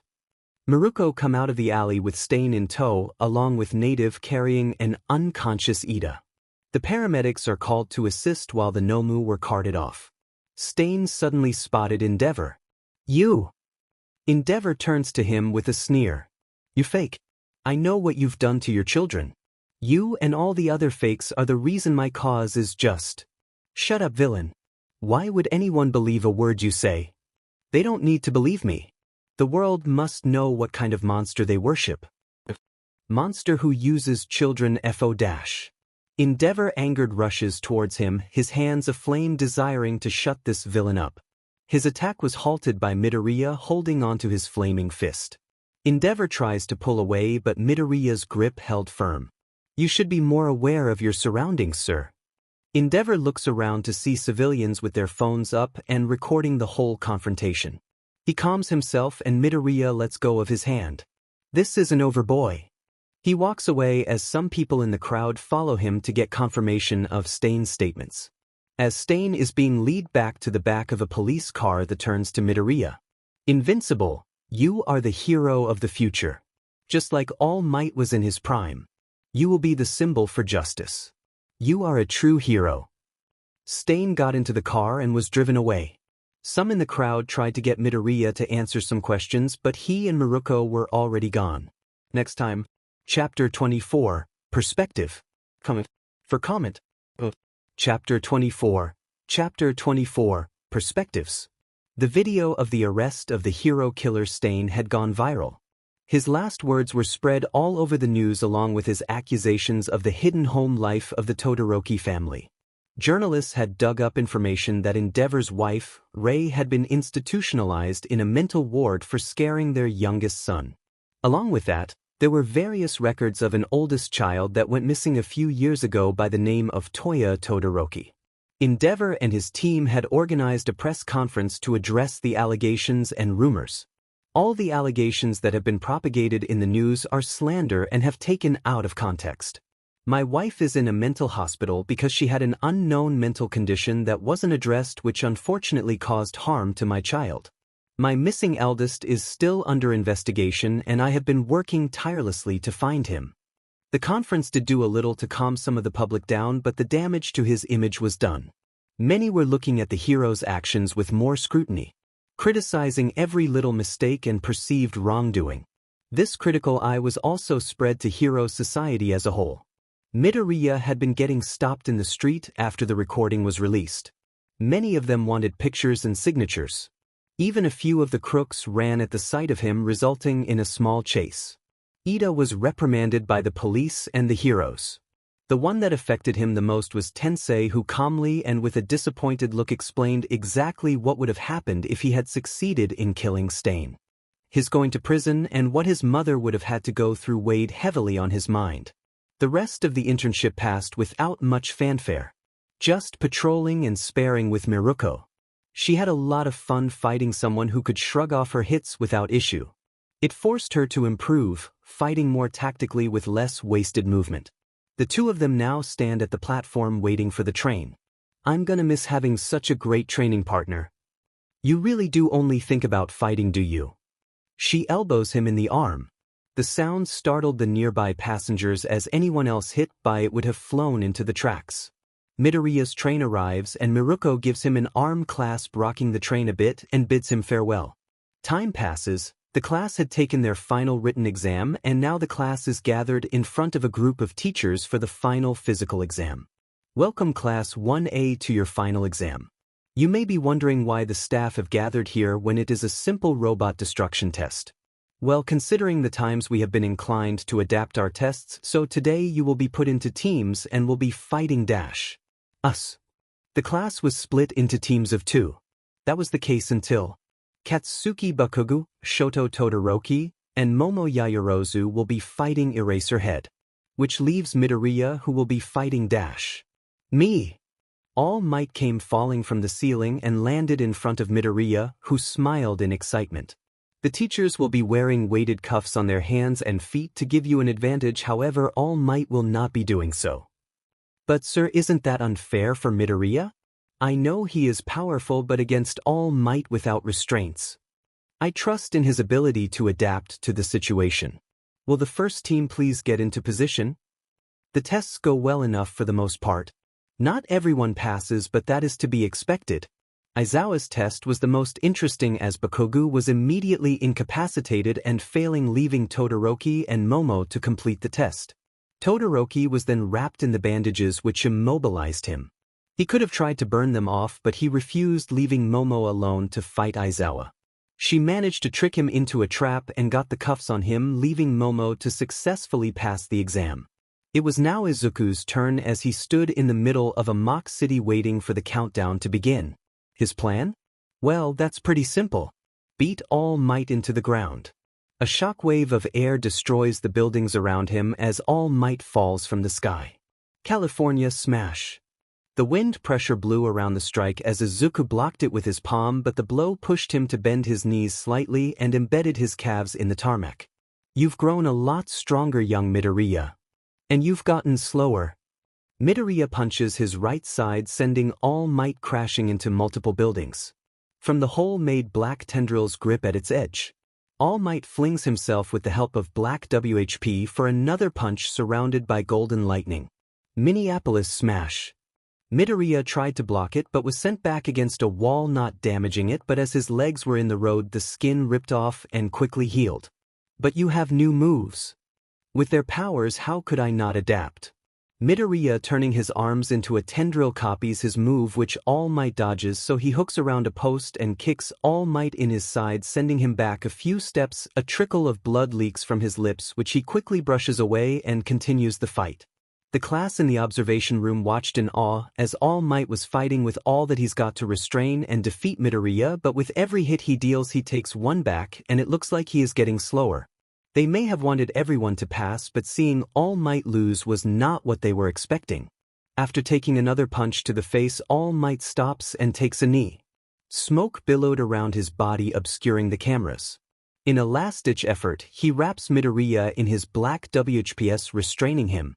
Midoriya tried to bust his way out, but he couldn't, so he used muscle augmentation to boost his strength and broke out. Seeing this, All Might decides to end it in one shot. Gathering and condensing the embers of One for All, he gives it everything he's got. United States of Smash. Dust clouds were created in the wake of the super move. Midoriya stood defiantly against it. As the fist landed, the shockwave destroyed the buildings around it, and it was even felt in the observation room. The dust clears, revealing a destroyed test site filled with the rubble of the once standing buildings, and in the middle of the destruction, Midoriya stands tall with All Might's fist against his bare ribs, revealing a writhing red mass underneath and a cuff around his wrist. Villain captured. Next time. Chapter 25, Island. Comment. 5 comment. Chapter 25, Island. The exam ended with the defeat of All Might. An unbelievable sight, knowing of his legacy and recent power-up. When Midoriya arrived in the observation room, he was hounded by the class congratulating him for his achievement. Praises and cheers were spread around the room, and Bakugo stood looking at the frame of Midoriya's win.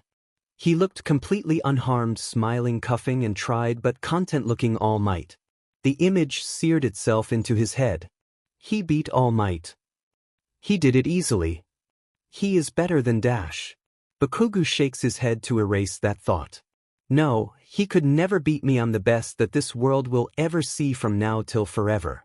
I will be the best hero to ever live. His mind had doubled down on his dreams to be the best hero to ever be, and nothing could stop him, not All Might, not Midoriya or anyone else. A few days later, Midoriya was at home watching videos when All Might called him. Young Midoriya. I hope I'm not interrupting anything. No, not at all. Why did you call? Did you want to speak to Nana again? Maybe later, but I'm calling to invite you to join me at the Expo on Island, my treat. Of course, I would love to. Great, there are some people I would like to introduce you to that I think you will get excited for. I get to meet David Shield? Of course, he has been a long-time friend of mine and, as you know, created my hero costumes. I'll come pick you up tomorrow. Pack light, well, be there for 2 days. Tomorrow. All Might and Izuku had just landed on the island on All Might's private jet. They walked into a corridor with a treadmill and screens on the side. They were scanned and registered into the island's attendance list. They were walking out of the airport when an assistant recognized All Might, which brought a crowd of fans and reporters trying to get close to All Might. All Might, ever the hero, stayed to give everyone an autograph. When they got out, they were in front of a fountain near some stairs. Sorry about that. I guess my fame precedes me. Do you have to deal with them all the time? Part of the job, my boy. You'll have to get used to this as your name gets out. We should be meeting my old friend now. He doesn't know about One for All, so try not to mention it. He's your friend, right? Why doesn't he know? I don't want to bring him into All for One's attention. All Might, if he is as smart as I think he is, All for One already has an eye on him. He needs to know All Might. He is already in danger. He needs to prepare. All right, Midoriya, I'll tell him when I get the chance. The sound of a pogo stick attracted their attention. Looking at the top of the stairs, they see a blonde-haired girl with glasses riding on a red and sleek-looking pogo stick. She gets down the stairs and jumps to hug All Might. Uncle Might. Melissa, you've grown since I last saw you. Any bigger and you won't be able to pick me up anymore. They separate and Melissa turns to Midoriya. Oh, nice to meet you. I'm Melissa Shield. I'm Izuku Midoriya, a hero student from UA. I'm in All Might's class. They shake hands, her eyes gleam in admiration. She began to circle Midoriya, checking out his hero costume and poking at pieces that caught her interest. This costume is pretty cool, and I can see that it doesn't have much defense, so you must have a defensive quirk. You can say that. She turns to All Might. You wanted to meet Dad, right? He's in his lab, follow me. The pogo stick deforms and turns into a bracelet on her hand as she ran off. All Might and Midoriya chased after her when Midoriya felt a familiar quirk muscle augmentation. He looks toward the person who had it and sees that they have two quirks: muscle augmentation and a touch-based metal manipulation. He discreetly tells All Might, who said that he will deal with it later. They arrived at the labs and Melissa went in first to prime All Might's entrance. Feeling the time is right, All Might bursts into the room David was in. David was an older, heavier man with short blonde hair who looked like his assistant. I am here to visit an old friend. Might? What are you doing here? What? Got so big that you would leave behind your friends? How could you? They laugh at each other's antics. Good to see you, All Might, and I believe that this is your student. My name is David Shield, inventor. Midoriya shakes his hand so awestruck that he can't get a word out. All Might coughs into his hand, which was noticed by David and Izuku. Melissa, could you show Midoriya around the expo? I want to speak with your uncle privately. Sure, Dad. Come on, there's so many things to show you. Midoriya follows her out. You too, Sam. The older man nods and leaves the room. All Might's body began to emit steam as he returned to his skinny form. He falls to the ground with David trying to comfort him. Sorry, you had to see me like this. Nothing to apologize for. Let's get you to the lab. Melissa leads Midoriya to a bunch of exhibits. They saw the many innovations of David Shield. As they were speaking, a familiar voice was heard by Midoriya. Midoriya. He turns around to see Uraraka in her hero costume. Who is she? Oh, I'm Melissa Shield. I was showing Midoriya around the exhibit. You must be Midoriya's classmates. I didn't know you were invited. To the side, Yaoyorozu was seen with Jiro behind her rubbing her earphones. Oh, he came here with All Might. The three girls look at him in surprise. They didn't know that he was close with All Might. Then what happened to your invite from winning the sports festival? I gave it to Kirishima. Hey Midoriya, we have been walking a while. How about we rest at a cafe? They were now seated outside. The girls had told him to sit at another table, which confused him, but he obliged. He was thinking about the person he sensed when his drink arrived. Thanks.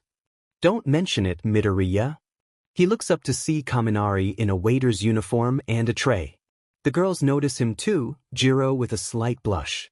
Hey, are you working here? Yeah, the island was hiring temps to work during the festival. Being here and getting paid for it was the best decision we've ever made. Of course I wouldn't have got this job without my main man. Mineta appeared and began ogling Melissa until he felt disappointed looks from the group. Are you two slacking? Ida comes running after them and stops in front of the group. Hey Ida, how did you get invited? Oh, the entire Ida family was invited, but the others were too busy, so I came as representative. Oh. An explosion interrupts the conversation and they decide to check it out. Arriving in a mountainous arena, the group sees a smoking mountain. With 33 seconds on the clock, we have our 8th-placer in Jiro Kirishima. And a new challenger approaches. Ready, go. An explosion rings out as Bakugo uses his quirk to quickly dispatch the robots, getting a time of 11 seconds, taking first place. He turns around to the cheering onlookers and sees Midoriya. He flies himself up to the railings right in front of him. How the hell did you get here? Plane. Hey, since you guys are here, do you want to try this out? As if any of these losers would beat my score. Midoriya jumped down on the starting circle. Looks like we've got ourselves a new challenger. Let's see how he does. Midoriya jumps up high into the air and using all of his fingers flicks in the general direction of the mountain. And with an unbelievable time of 2 seconds, we have our new first placer. Let me try again, I can definitely beat that. I was giving everyone else a chance. Bakugo yelled while being held back by Kirishima and Ida. Suddenly the sound of ice makes them look back to the mountain to see it covered in ice. With 13 seconds and today's second placer. Shoto Todoroki. Still not good enough. Bakugo explodes off the stands. Ice freak. How dare you? Why the hell are you even here? To show off. Everyone else is here and Endeavor didn't want to come. Ida comes running at them. Stop divulging UA secrets. In a dark room, All Might is being scanned in a pod with David looking at the results. The scan completes and All Might gets up. This is bad. Your quirk is nearly gone. It wasn't this bad after your fight. David, there is something you must know of my quirk. With a worried face, he replies. What is it? Don't tell me you don't have your strength anymore. No, it's not that. I've been hiding the true nature of my quirk for too long now. You need to know. I'm glad you're willing to tell me. What brought this on? My student Midoriya had convinced me to tell you. Are there any listening devices in this room? No, it's completely soundproof. Okay, my quirk is called One for All. It stockpiles power. Which would explain some of the drop-off but not to this extent. But that's not all it is. This quirk has been passed down through the generations for one purpose: the defeat of All for One. Passed down? You don't mean? Yes, One for All was not my quirk. It was given to me by Nana Shimura, the 7th holder. Then what quirk did you have before? I was quirkless. So this power could be from the first instance of quirks. It was the melding of two quirks that made One for All. The ability to stockpile power and to give. These two quirks are the basis of One for All. Then the quirk awakening you had was the quirks of the previous holders. You have already given away the quirk, haven't you?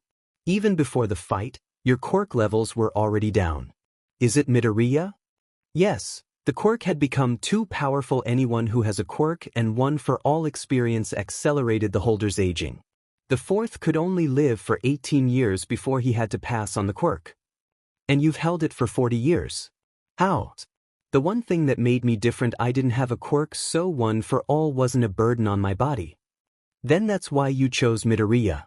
He could adapt to the strain of the quirk, especially with the boost given. We didn't have time to find another holder, so Midoriya was the only way to ensure peace if I were to fail in defeating All for One. You have been saying that All for One has been defeated. Is there something I should know? All for One lives. It turns out his subordinates are more capable than we give them credit for. Don't worry, his reign will be stopped.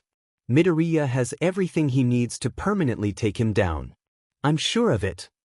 Midoriya is waiting in the reception hall with Ida, Todoroki, Kaminari, and Mineta for the others to arrive. He was wearing a dark green suit, black shoes, a slightly lighter green tie, and a maroon dress shirt. Eventually, the girls arrived one by one in dresses, and now they were waiting for Bakugo and Kirishima to arrive. Suddenly the lights go out as an announcement is blared out. Emergency alert: lockdown has been activated. All individuals should seek shelter. All who remain outdoors will be detained. The doors to the reception were locked and elevators were disabled. Well, we can't get in. What do we do? Jiro, could you listen into the reception hall? Jiro sticks her earphone jacks into the wall and hears some people sobbing and the sounds of a struggle. These villains, I need to find a way out of this. Jiro relays this to the group. There's a glass roof to the hall, right? Let's go see what's up. They get up to the roof and look down to see a bunch of villains with guns and the heroes restricted by blue bands around their bodies.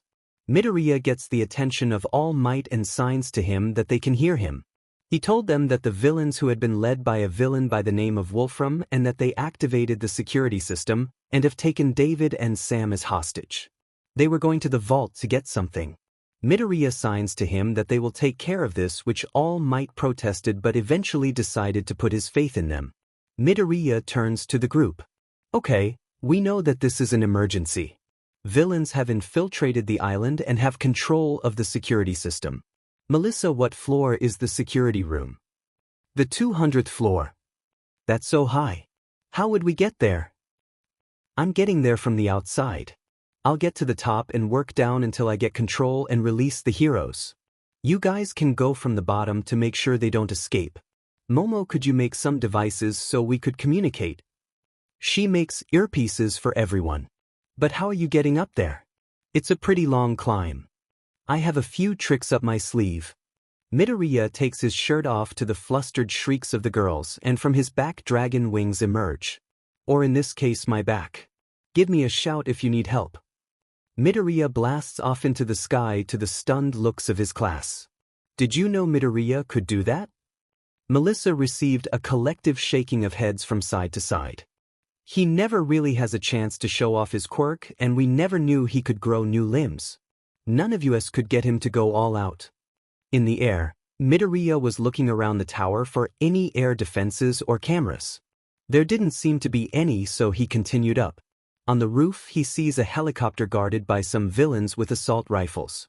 He blitzes past them, knocking them out, and gets a hold of the pilot using ventriloquist. Turn off the engine. The pilot shuts the engine off. Make it so this helicopter will not take off. He removes the key and flips some switches and levers. Midoriya takes the key and warps it into his hotel room. Forget everything about me and how to operate a helicopter and sleep. The pilot falls unconscious. Midoriya turns off dragon wings and looks around. He finds a storeroom with a bunch of tools, fuel, and some chains. He gathers the villains and chains them to a pole. He also chains the pilot to his seat so that if anyone were to get up there, they would think it was safe. Midoriya walks down into the building and looks through some rooms. He hears someone talking about kids climbing the tower. Midoriya opens a gate into the room, knocks the guard out, and grabs onto the guy at the computer. Show me the cameras to the intruders. He presses on some keys and it displays the class running through a hallway. Midoriya checking in. I have control of the security system. They stop and look up to see the camera. They wave to it. I'm enabling the elevators and turning off the security systems. Get to the vault and protect it. David is coming your way. Okay. They get into the elevator as Midoriya switches the camera to David and Sam. They were in the elevator alone. Finding that weird but believing that they would be fine, he switches back to the class and they were in the greenhouse running to the elevator. Guy's hold on the elevator has a few hostiles. The class dives into the bushes as two villains come out of the elevator. One looked kinda like a weasel and the other was short and had a shaved head.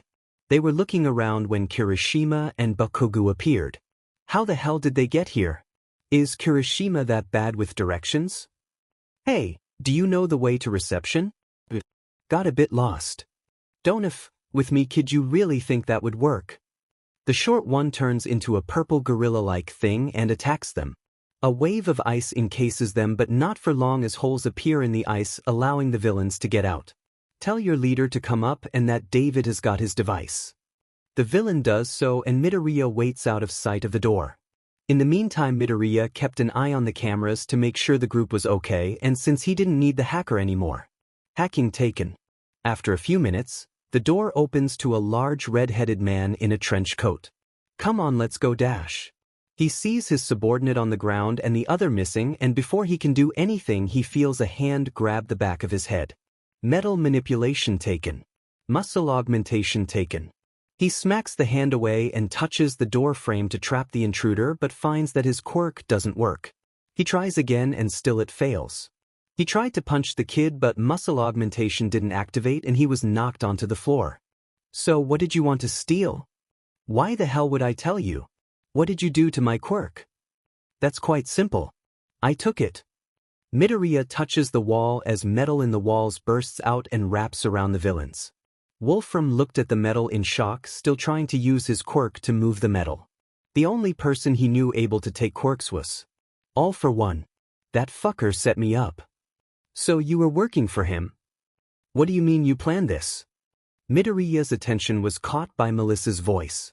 He drags the villain to the computer and opens the camera for the vault room.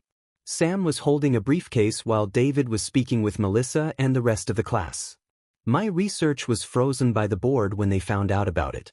I needed a way to get it to All Might. I'm sure you have noticed that he is getting weaker. Hey, let go of the boss. Midoriya turns around to a villain with desaturated pink hair with cone-like blades for arms swinging at him. He grabbed the blades and crushed them, causing blood to seep out of the seams. The villain drops to the floor holding his arm in tears, looks up in anger and tries to swing with his other arm. Midoriya grabs it again. Cone spike taken. Midoriya temporarily gave him super regeneration to heal his arm and gave him back his quirk as he already had one like it. Though the quirk didn't seem to want to leave, so he forced it out. Cone spike given. Sleep. The villain falls unconscious along with the one on the computer to the surprise of Wolfram. Deactivate emergency alert. The villain wakes back up and does so. Midoriya makes him fall asleep again. Midoriya then grabs Wolfram by the back of his coat and drags him with him. Forget my ability to take and give quirks, and that your quirks have not been taken, but think that you are in anti-quirk cuffs. If you find you can't use your quirk, blame All for One. Wolfram's eyes glazed over, and as he begins to struggle with his restraints. If it wasn't for those med cuffs, I would have crushed this whole building. Save it for court. Sleep. Wolfram falls unconscious and Midoriya presses his earpiece. Guys, I got Wolfram. Let's meet down in reception. Nice going, Midoriya. We'll meet you there. Midoriya arrives at the landing next to the glass roof, picks up his shirt, warps the key back onto the helicopter and goes into the hall where the heroes are waiting. A restrained Wolfram was thrown through the door. Sorry about the interruption. Midoriya. Melissa came running and jumped to hug him. Midoriya caught her. I'm glad you're okay. He didn't put up much of a fight, did he? Nah, I got him by surprise. So what's so important about the briefcase? David walks up to him. I think it would be best if we spoke of this in private. Midoriya along with All Might were taken to a secure meeting room. Where is the older guy? No offense. Sam was taken into custody. He suggested we use fake villains to stage a robbery to get the device to All Might discreetly. Turns out he felt betrayed that I would allow our research to be frozen by the board. What was the device for? It must be pretty powerful to be able to get All Might back into his prime. David opens the briefcase, revealing a crab-like device. It was a quirk amplifier similar to the ones on the black market, but this one didn't have any drawbacks. All Might refused to take it and had recommended it be destroyed, and frankly, I agree. The chaos it would cause if it was released would be astronomical. I can destroy it if you'd like. You have a way to dispose of it? You could say that. Impure beam. A dark laser shot out of Midoriya's finger and completely disintegrates the device along with the case. David recognized the quirk and looked toward All Might. All Might. David, I know it looks bad, but I believe Midoriya would like to explain. Midoriya told him of his involvement with All for One. How he had weakened him and taken his power. Did you get all of his quirks? I did, but it seems like he had multiple copies of his quirk along with many others. He had sent Wolfram to get the device to get himself back to full strength. Fact. He did. Seems like Sam didn't know what he had gotten himself involved with. Fiction.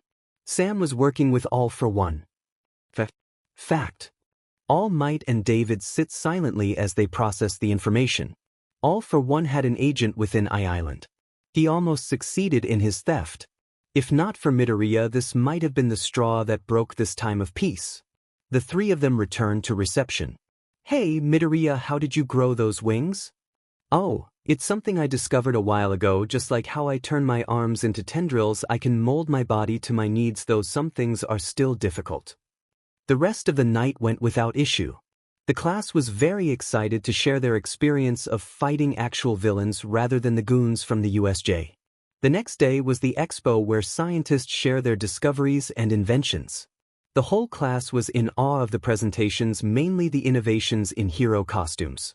Melissa even got to present a gauntlet that reduced quirk strain from excessive forces on the body, effectively acting like a brace. She invited an audience member to try it on, and she chose Midoriya.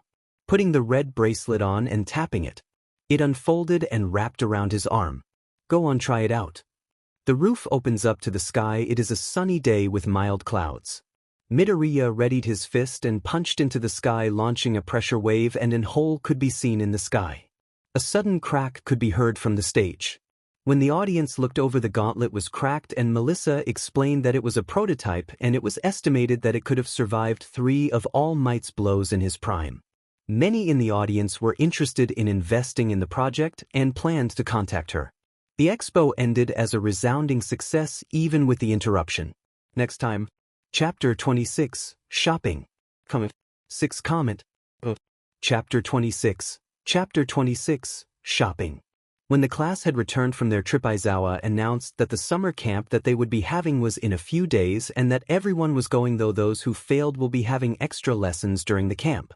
The class had decided to go on a group shopping trip to prepare for the camp.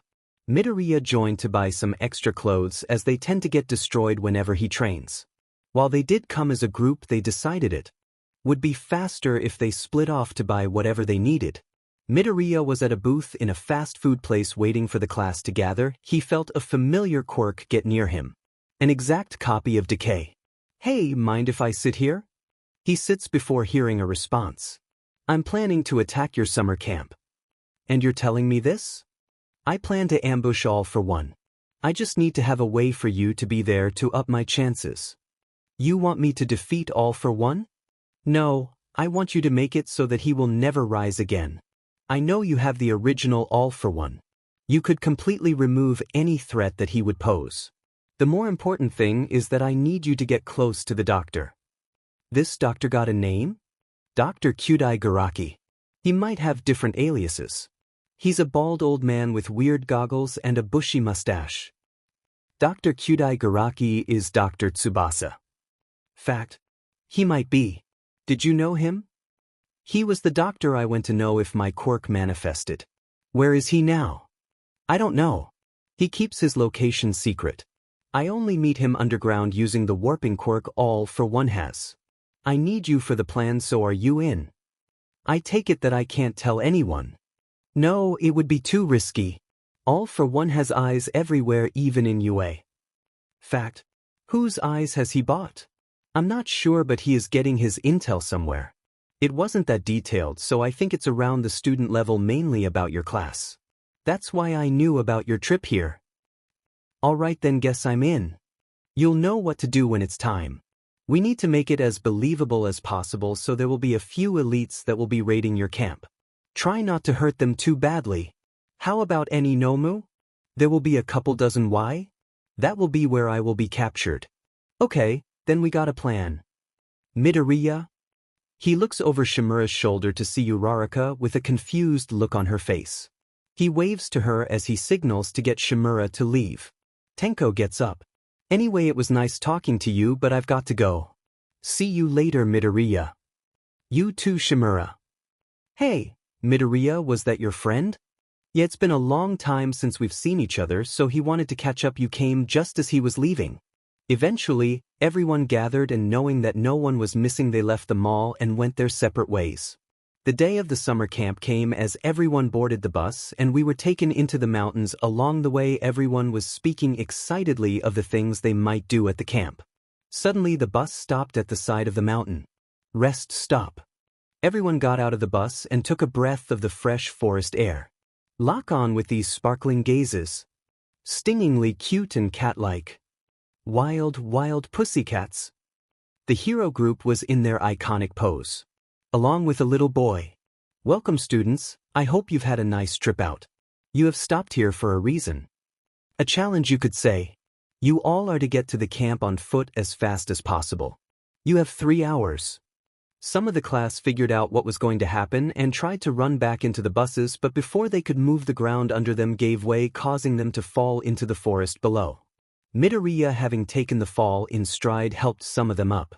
Teflon-like skin adapted. Electricity resistance adapted. Acid resistance adapted. Potency increased. Teflon-like skin. "By the way, we own this whole forest, so go wild." Pixie Bob told them from the road they came from. The class now knew they had full permission to use their quirk to get to the camp. Bakugo blasted into the air while Todoroki rode on his ice toward the camp, leaving the class behind. Midoriya took off his shirt, revealing his hero costume underneath. "Wow, Midoriya, didn't think you were so prepared." "Well, if you are Nizu's student, anything can happen." 2 wings burst out of his back, surprising those who hadn't seen it. "Dean Midoriya, when did you learn you could do that?" "I got this figured out a while ago. Just didn't see the need to use it. Now, anyone want to hitch a ride? I'm still flying back here to see what the pussycats have prepared for us." None of them took the offer. Then preemptive warning activated. A large brown wolf was about to lunge at Jiro from behind. Midoriya flies over and blocks the wolf with his wing, launching it into a tree and destroying it. Looks like we've got golems to contend with. Let's get moving. Midoriya stood at the front, leading their way through the forest, batting away any threat that came his way.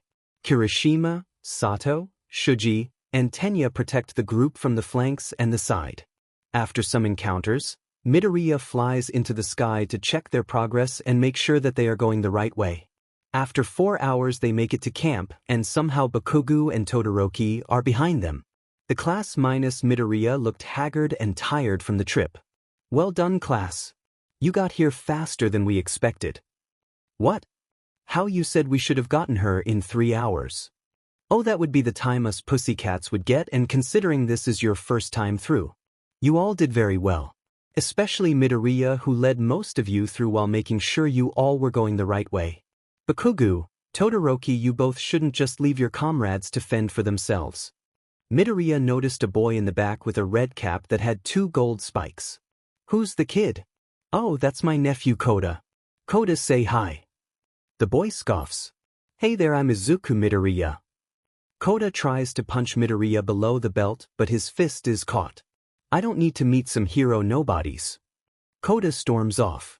Mandalay apologized for his attitude and said to excuse him. Pick up your luggage and come on in. Dinner will be ready soon. Next time.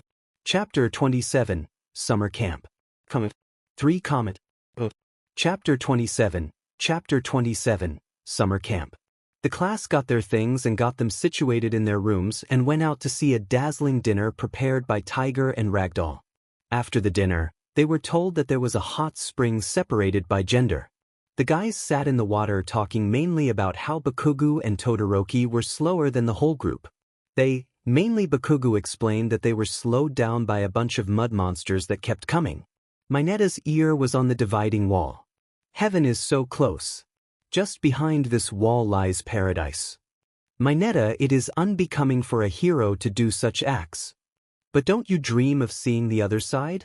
Well, you can keep dreaming, 'cause I will not let my dreams be dreams. Mineta began sticking his quirk onto the wall and climbing up the wall. Midoriya, seeing that Koda was up there, wasn't as worried as Ida, who was frantically reprimanding and stealing him to come down. As Mineta was about to get to the top, a wooden mallet hammered him in the head, causing him to fall. He was caught by Midoriya using his tendrils, so he didn't need to get out of the water. Koda then turned around as the girls thanked him. He faints from the sight and falls onto the girl's side, but before he can get too far, a tendril catches him and pulls him back to the boy's side. Midoriya gets out of the water to check up on Koda. I'm going to get him to Mandalay. Midoriya leaves and finds Mandalay in the hallway. Midoriya? What happened? Mineta tried to climb the dividing wall and Koda stopped him, but Koda then looked over at the girl's side, passed out, and fell off the wall. Mandalay takes Koda and brings him to his room. Midoriya waits outside until she comes out. I'm sorry if I sound insensitive, but why doesn't Koda like heroes? Do you know of the water hose duo? Midoriya's eyes widened. Yeah. It does make sense, his anger, being told that the death of his parents was noble and it is what they should have done. That should have never happened. When Koda was left to me, I didn't know how to raise a kid, but no matter what I do, he hasn't been willing to change his mind. Sigh. Thank you, Midoriya, for helping him. No problem. After all, that's what everyone would do. Midoriya went to the shared boys' room where the rest of the boys had just gotten back. Hey Midoriya, how was Koda? He's fine, just saw too much on the girl's side. That lucky brat. Mineta. The boys turned to see Aizawa in the doorway. You will be having private classes with Tiger during the extra classes the others will have. Have a good night. Tomorrow will be a day to remember. They decide to pack in for the night and go to bed early, as they don't want to face whatever punishment is in store if they are to be late. In the middle of the night, Midoriya was woken up by the balcony door sliding. He cracks his eyes slightly and sees Aoyama going out of sight. Midoriya gets up quietly, creeps close to the door and sees him on the phone. Yeah, we're in the mountains of the Beasts Forest in Nagano training with the Pussycats. Yeah, Class 1A and 1B are here. Only our homeroom teachers. Yeah, I'm having a great time here. Oh okay then, bye mom. Aoyama is leaking information to all for one. Hey, Aoyama, was that your parents? Why, they just wanted to know how I was. Did I wake you up? Sorry about that. It's weird hearing you talk without the French accent. Aoyama's eyes widened and he looked down. Midoriya places his hand on Aoyama's shoulder. No adaptations. He should have one considering his drawbacks. Or not, because he does have them. Hey, don't worry about it, man. You wanted a fresh start, right? I won't tell anyone. Let's get back to sleep. Then, merci Midoriya. Sleep. Aoyama falls asleep in Midoriya's arms. He takes him back inside, puts him to bed, and walks back outside, careful not to wake anyone. Aoyama was given naval laser by all for one. Aoyama is aware he is feeding information to villains. Fiction. Aoyama is suspicious that he is giving intel to villains. Aoyama feels guilty for leading the class into danger. Aoyama knows that he got his quirk from all for one. Fiction. With the information, it seems that Aoyama is an unwilling participant in all for one's plans. I should call Nizu. Midoriya wakes up bright and early and goes for a nice light jog around the facility. When he got back, Aizawa had just gotten up and was drinking a coffee. He looked at Midoriya with an impressed look. Morning, sensei. Morning, Midoriya. Did you go for a run? Yeah, it helps me think. Is anyone else up? Your classmates are still asleep. Don't wake them up. Aizawa continues down the hallway. Around half an hour before the meeting time, people started to wake up and do their morning routine. They found Midoriya sitting on the sofa in the lounge looking at something on his phone. He was already in the school gym uniform ready for today's training. The time had come and class won a meet in a clearing outside the facility. Now that everyone is here, while you all have trained your stamina and strategic thinking, this camp is to increase the output or improve your move set. Aizawa tosses Bakugo a baseball. Throw that ball. Bakugo runs in place, works up a sweat, and throws the baseball as he did during the first day. 1.104 kilometers. The class was shocked by the result. They had been training for months now, but to see so little improvement was a little disheartening. Quirks need to be pushed to the limit to improve. Let's get to it. Next time. Chapter 28, Quirk Training. 6 comment. Chapter 28. Chapter 28, Quirk Training. Midoriya was paired up with Tiger. He was with him as his quirk works by getting hit by blows which negate his adaptations, but even Tiger was unable to do too much damage, so they switched to combat training, which was mostly just finding new moves. They exchanged blows until one of Midoriya's blows was reflected at him. This was something even Tiger didn't know, so Midoriya helped him get the technique down. Once he was able to reflect all of the blows, Midoriya began hitting harder and faster. Each hit reflected was increasing his resistances. Eventually, Tiger got tired as using the new move was quite straining to his quirk and body. Class 1B had just arrived to see 1A's training in full swing. Sounds of explosions and ice crackles throughout. The class was training their quirks in unfavorable conditions to push themselves to the limit. They then looked over to Midoriya and saw him punching faster than they could comprehend at Tiger, who was redirecting the blows back onto Midoriya. Sir, there doesn't seem to be enough people to keep their attention on us. Don't worry about the pussycats, have quirks that work in an area of effect, so they are more than capable of keeping an eye on you all. Tiger pauses and tells Izuku to take a break. Everyone who has a physical enhancement type quirk should come to me. I'll push you to tip-top shape. Itsuka Kendo, Juroda Shishida, Tetsu, Hiryu Rin, and Nito Minoma decide to go with Tiger. That's quite a few. Midoriya, if you wouldn't mind, could you help them with their fighting styles? No problem, sir. So who wants to go first? I would love to fight the strongest of Class 1A. A blonde, smug-looking boy walked up to Midoriya. Minoma, if I remember correctly, you can copy quirks. Yeah. He touches Midoriya's arm. Potency increased. Quirk factor mimicry. Copier detected. Mild malicious intent detected. Weakened physical variant given to copier. Midoriya punches him in his chest, knocking Minoma back. Minoma smiles as he tries to punch back. His attempt was thwarted as grabbed and Midoriya punched him in the same spot, but it didn't do as much damage. This goes on for the next 10 minutes as Monoma is in constant contact with Midoriya. Monoma, we should stop. Why, it was just getting good? Your quirk has a time limit, right? I want to know what will happen when it runs out. What's scared you might have made me stronger? It's better if you did, cause the alternative is not pretty. Oh, and what horrible outcome will befall me? You might just die on the spot. This silences Monoma and everyone who hears them. What do you mean? My quirk mutates your body to better withstand damage to it. Currently, I don't have organs I don't currently use. Midoriya turns his arm into the red tendrils. I've suffered so much damage my body had decided that individual organs were too much of a liability. My body is made of these tendrils here and a very dense skeleton. It was just a theory. You haven't had the quirk as long as me, so you might feel a bit of discomfort. Realistically, at worst, you would feel weak as the resistances you developed leave your body. Monoma waits the agonizing 5 minutes for the quirk to expire and suddenly falls to his hands and feet as blood begins to leak out of his mouth and dry around his lips. The other Class B students went to check up on him, but he pushed them away.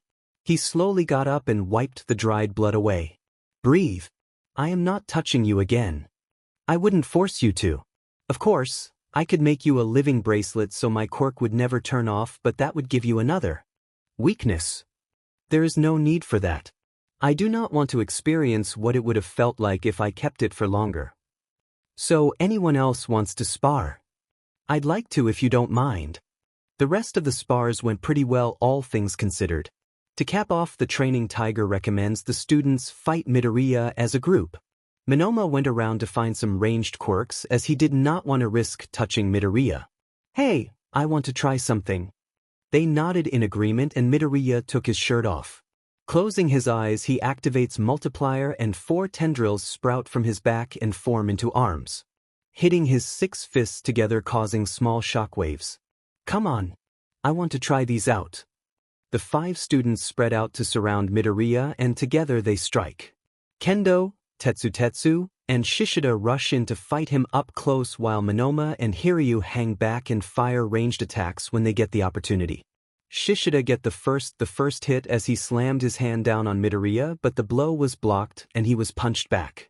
The next was Tetsu as he came from the side to try and get into his blind spot.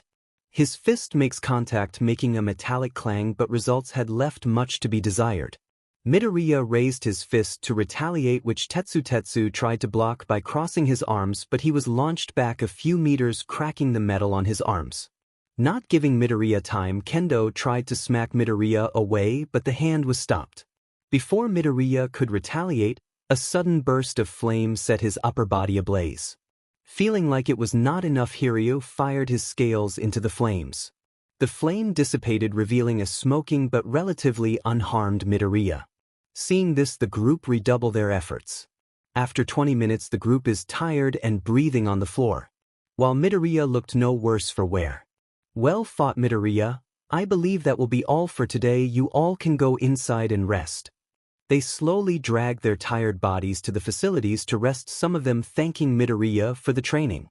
Midoriya retracted his extra arms and went back inside. Both classes were worked to the bone, but at least they will be getting a hearty meal to regain their strength. A crate of ingredients slammed onto the table attracted their attention. Oh, by the way, the first meal was a freebie. For the rest of the time here, you all will be cooking your own meals. The classes groaned as they got to cooking. A lot of the heavy lifting was done by Midoriya, who used multiple tendrils to help cook the food, which the classes appreciated. Midoriya noticed that Koda was missing and Mandalay asked him if he could bring him his meal. Walking through the forest, he senses Koda up a hill alone. Midoriya opened a warp gate close to his location and warped to him. Hey, Izumi. How the hell did you find my hideout? I just followed your footprints. You weren't at dinner and Mandalay got worried, so she sent me to get you food. Like I would eat anything made by a hero. Even if you hate heroes, you can't deny what your body wants. Then just leave it here and go away. You don't need to see me eating it. Alright, I'll leave. Izuku looks out to the forest and the night sky. It's a shame what happened to your parents. A sudden silence comes across the clearing. What do you know? You people playing heroes and villains just so you could all kill each other. You all just want to show off how flashy your quirks are. Is that what you think heroes do? I don't need to explain myself. I don't think that you should lose your parents just because they were heroes, but what do you think would have happened if they didn't step in? They would still be here. Yes, they would, but if they didn't stop that villain, how many more kids wouldn't get to see their parents again? You're just like them, telling me that they should have died. They decided to stop him, but that doesn't mean they never loved you. The people who told you their passing was noble are wrong. Any death is a tragedy even for those which are irredeemable. I'll let you have your dinner. Izuku left Koda to think as he scanned the entire forest for any intruders. He finds nothing. Hopefully Shimura won't go too overboard. I just jinxed it, didn't I? Next time. Chapter 29, Test of Courage. For comment. Chapter 29, Test of Courage. The next day of training came and went. It was harder for some as the remedial class ended in the dead of night, leaving them exhausted, though Aizawa states that they will have more improvements that way. At night the classes were once again tasked with cooking dinner. As Midoriya had cooked for them yesterday, they decided that Midoriya should be exempt from cooking and washing the dishes. After dinner, the remedial students went to their class as the pussycats gathered the rest of the classes. Alright everyone, tonight we have a game for both classes to play. The game is called a Test of Courage. Both classes will go into the forest for a spooky night stroll. One class will act as scarers trying to scare the other class. The other class will go into the forest in pairs, and their objective is to not show fear and to pick up their name tags from ragdoll in the forest. The game lasts for 15 minutes and the roles SW. Whichever class gets the most scares wins. Class 1B all go into the forest. They were given 5 minutes to get into position. Pairs of Class 1A went in every 2 minutes. As Uraraka and Azui went out of sight, 2 villains appeared and knocked out Pixie Bob. Hello heroes, we are the Vanguard Action Squad from the League of Villains. I am Spinner and this lovely lady is Magna. Spinner looks at the class and recognizes Tenya as the last target of Stain, but not before seeing the only other person to be deemed a true hero. His facade falls and he runs up to Midoriya to shake his hand. Oh my god, it's Invincible Stain's true hero. But before he could move he was stopped by Magna. Spinner, don't forget why we're here. The 2 villains got into position to attack the heroes, which also do the same. Mandalay, Koda is missing, I know where he is. Midoriya, I give you permission to use your quirk to get Koda and engage with any hostiles on the way. 2 red wings burst from Midoriya's back and he flies to Koda's hideout. On the way he sees blue flames beginning to engulf the forest. Some of the students were trying to evacuate to the camp building. He gets to Koda's location and spots a large man with a familiar quirk. Hey, kid, this is a pretty good spot. You could see the whole forest from here. Who are you? How did you find my hideout? Oh, I'm just a hiker. In fact, I'm looking for someone. Do you happen to know anyone with green hair? Oh, I'm right here. The large man Midoriya recognized as Muscular turned around and found a fist centimeters away from his face. The fist connects as Muscular is embedded in the mountainside. Come on Koda, let's go. Your aunt is waiting for you. Muscular suddenly bursts out of the mountain and tries to punch Midoriya, but to no avail as his fist is halted by a palm. He tries again and this time Midoriya takes it on the chin effortlessly, his head barely moving. Muscular redoubles his efforts as more muscle fibers cover his arms. Each hit caused shockwaves which knocked Koda onto his butt. So you're Izuku, Midoriya. The boss told me to not get you when I see you, but I don't care, I haven't faced anyone who could shrug off my blows. Show me more. Muscular bulks up more and rushes Midoriya with a flurry of blows. Each blow getting stronger and stronger, yet Midoriya stood firm. After a while Muscular backs off, breathing. Down? I get stronger the more you hit me. Did Shigaraki not tell you? Muscular's eyes widen in excitement. Anyway, I think we've been here long enough. Midoriya disappears from view and Muscular starts to look around to see where he is going to attack from. He was suddenly grabbed by the back of his head, sending him into the dirt. Sleep. Muscular falls unconscious. Kota. He comes running out of his hiding spot. Midoriya, are you okay? Oh, I'm just fine. It'll take a lot more than that to take me down. Let's go.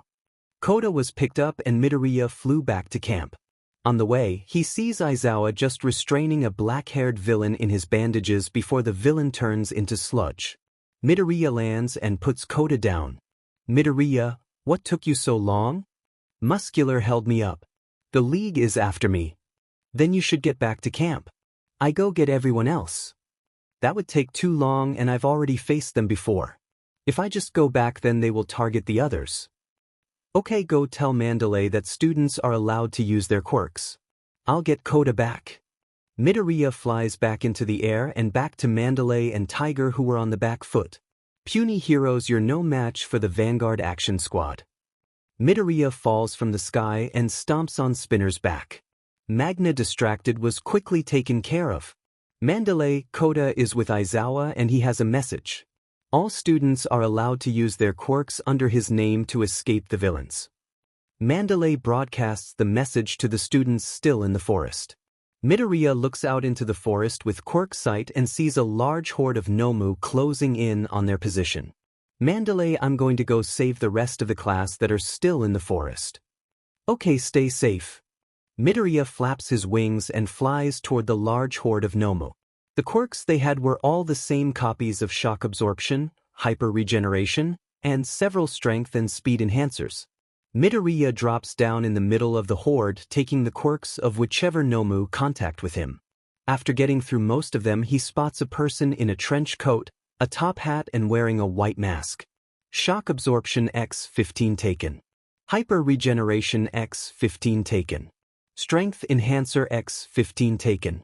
Speed enhancer X-15 taken. Hello, my name is Compress. I believe I would be your ride for your kidnapping. Well, with a quirk like yours, I would expect nothing less. Let's get this over with. Did they give you cuffs? Yep. Midoriya places the cuffs around his neck and walks up to Compress. Compress places his hand on his shoulder. Ready? Midoriya looks behind him and sees Aoyama looking at him. Midoriya mouths that it's part of the plan and is turned into a blue marble. Next time, Chapter 30, Savage, comment, for comment. Chapter 30, Savage. Aoyama saw Midoriya willingly get captured by the League. He hid back behind his bush as the villain turned around. Once the villain was gone, he tried to go back to the camp, wondering why Midoriya mouthed that it was part of the plan, but luck seemed to have abandoned him as he found himself once again hiding near the villain's meeting spot. You got the kid? Of course. Good. Shigaraki takes out a radio. Package secure. We're getting out of here. Suddenly Compress and Shigaraki spat out black sludge and disappeared into the air. The Vanguard Action Squad appeared back into the bar, coughing out the remaining sludge out of their throats. Man, that does not get easier. Tell me about it. I didn't sign up to be filled with sludge. Shut up, all of you. Show me our prisoner. Compress takes out a blue marble and taps on it twice. Midoriya pops right out asleep on the floor. You've done well, Tamura. Bring the boy to the doctor. A Nomu picked Midoriya up and warped with him to meet Dr. Garaki. Midoriya was placed on an examination table as the doctor took a look at his body. The doctor was holding Izuku's arms when suddenly he was grabbed. Quiet. The doctor's eyes cloud over. Tell me, where is All for One? The doctor remains silent, confusing Midoriya.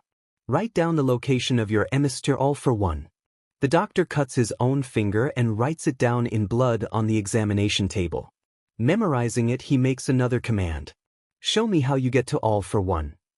The doctor claps 3 times and a small Nomu with 2 legs and sneakers walks up to him. It had a copy of the warping quirk All for One had. Midoriya grabs it and crushes it while taking its quirk. Another Nomu also follows it. It looked like a small Pac-Man cat thing. It had the quirk Double, which was also taken. Warping taken. Double taken. Lead me to your strongest Nomus. The doctor leads him past a bunch of pods containing the weaker Nomus.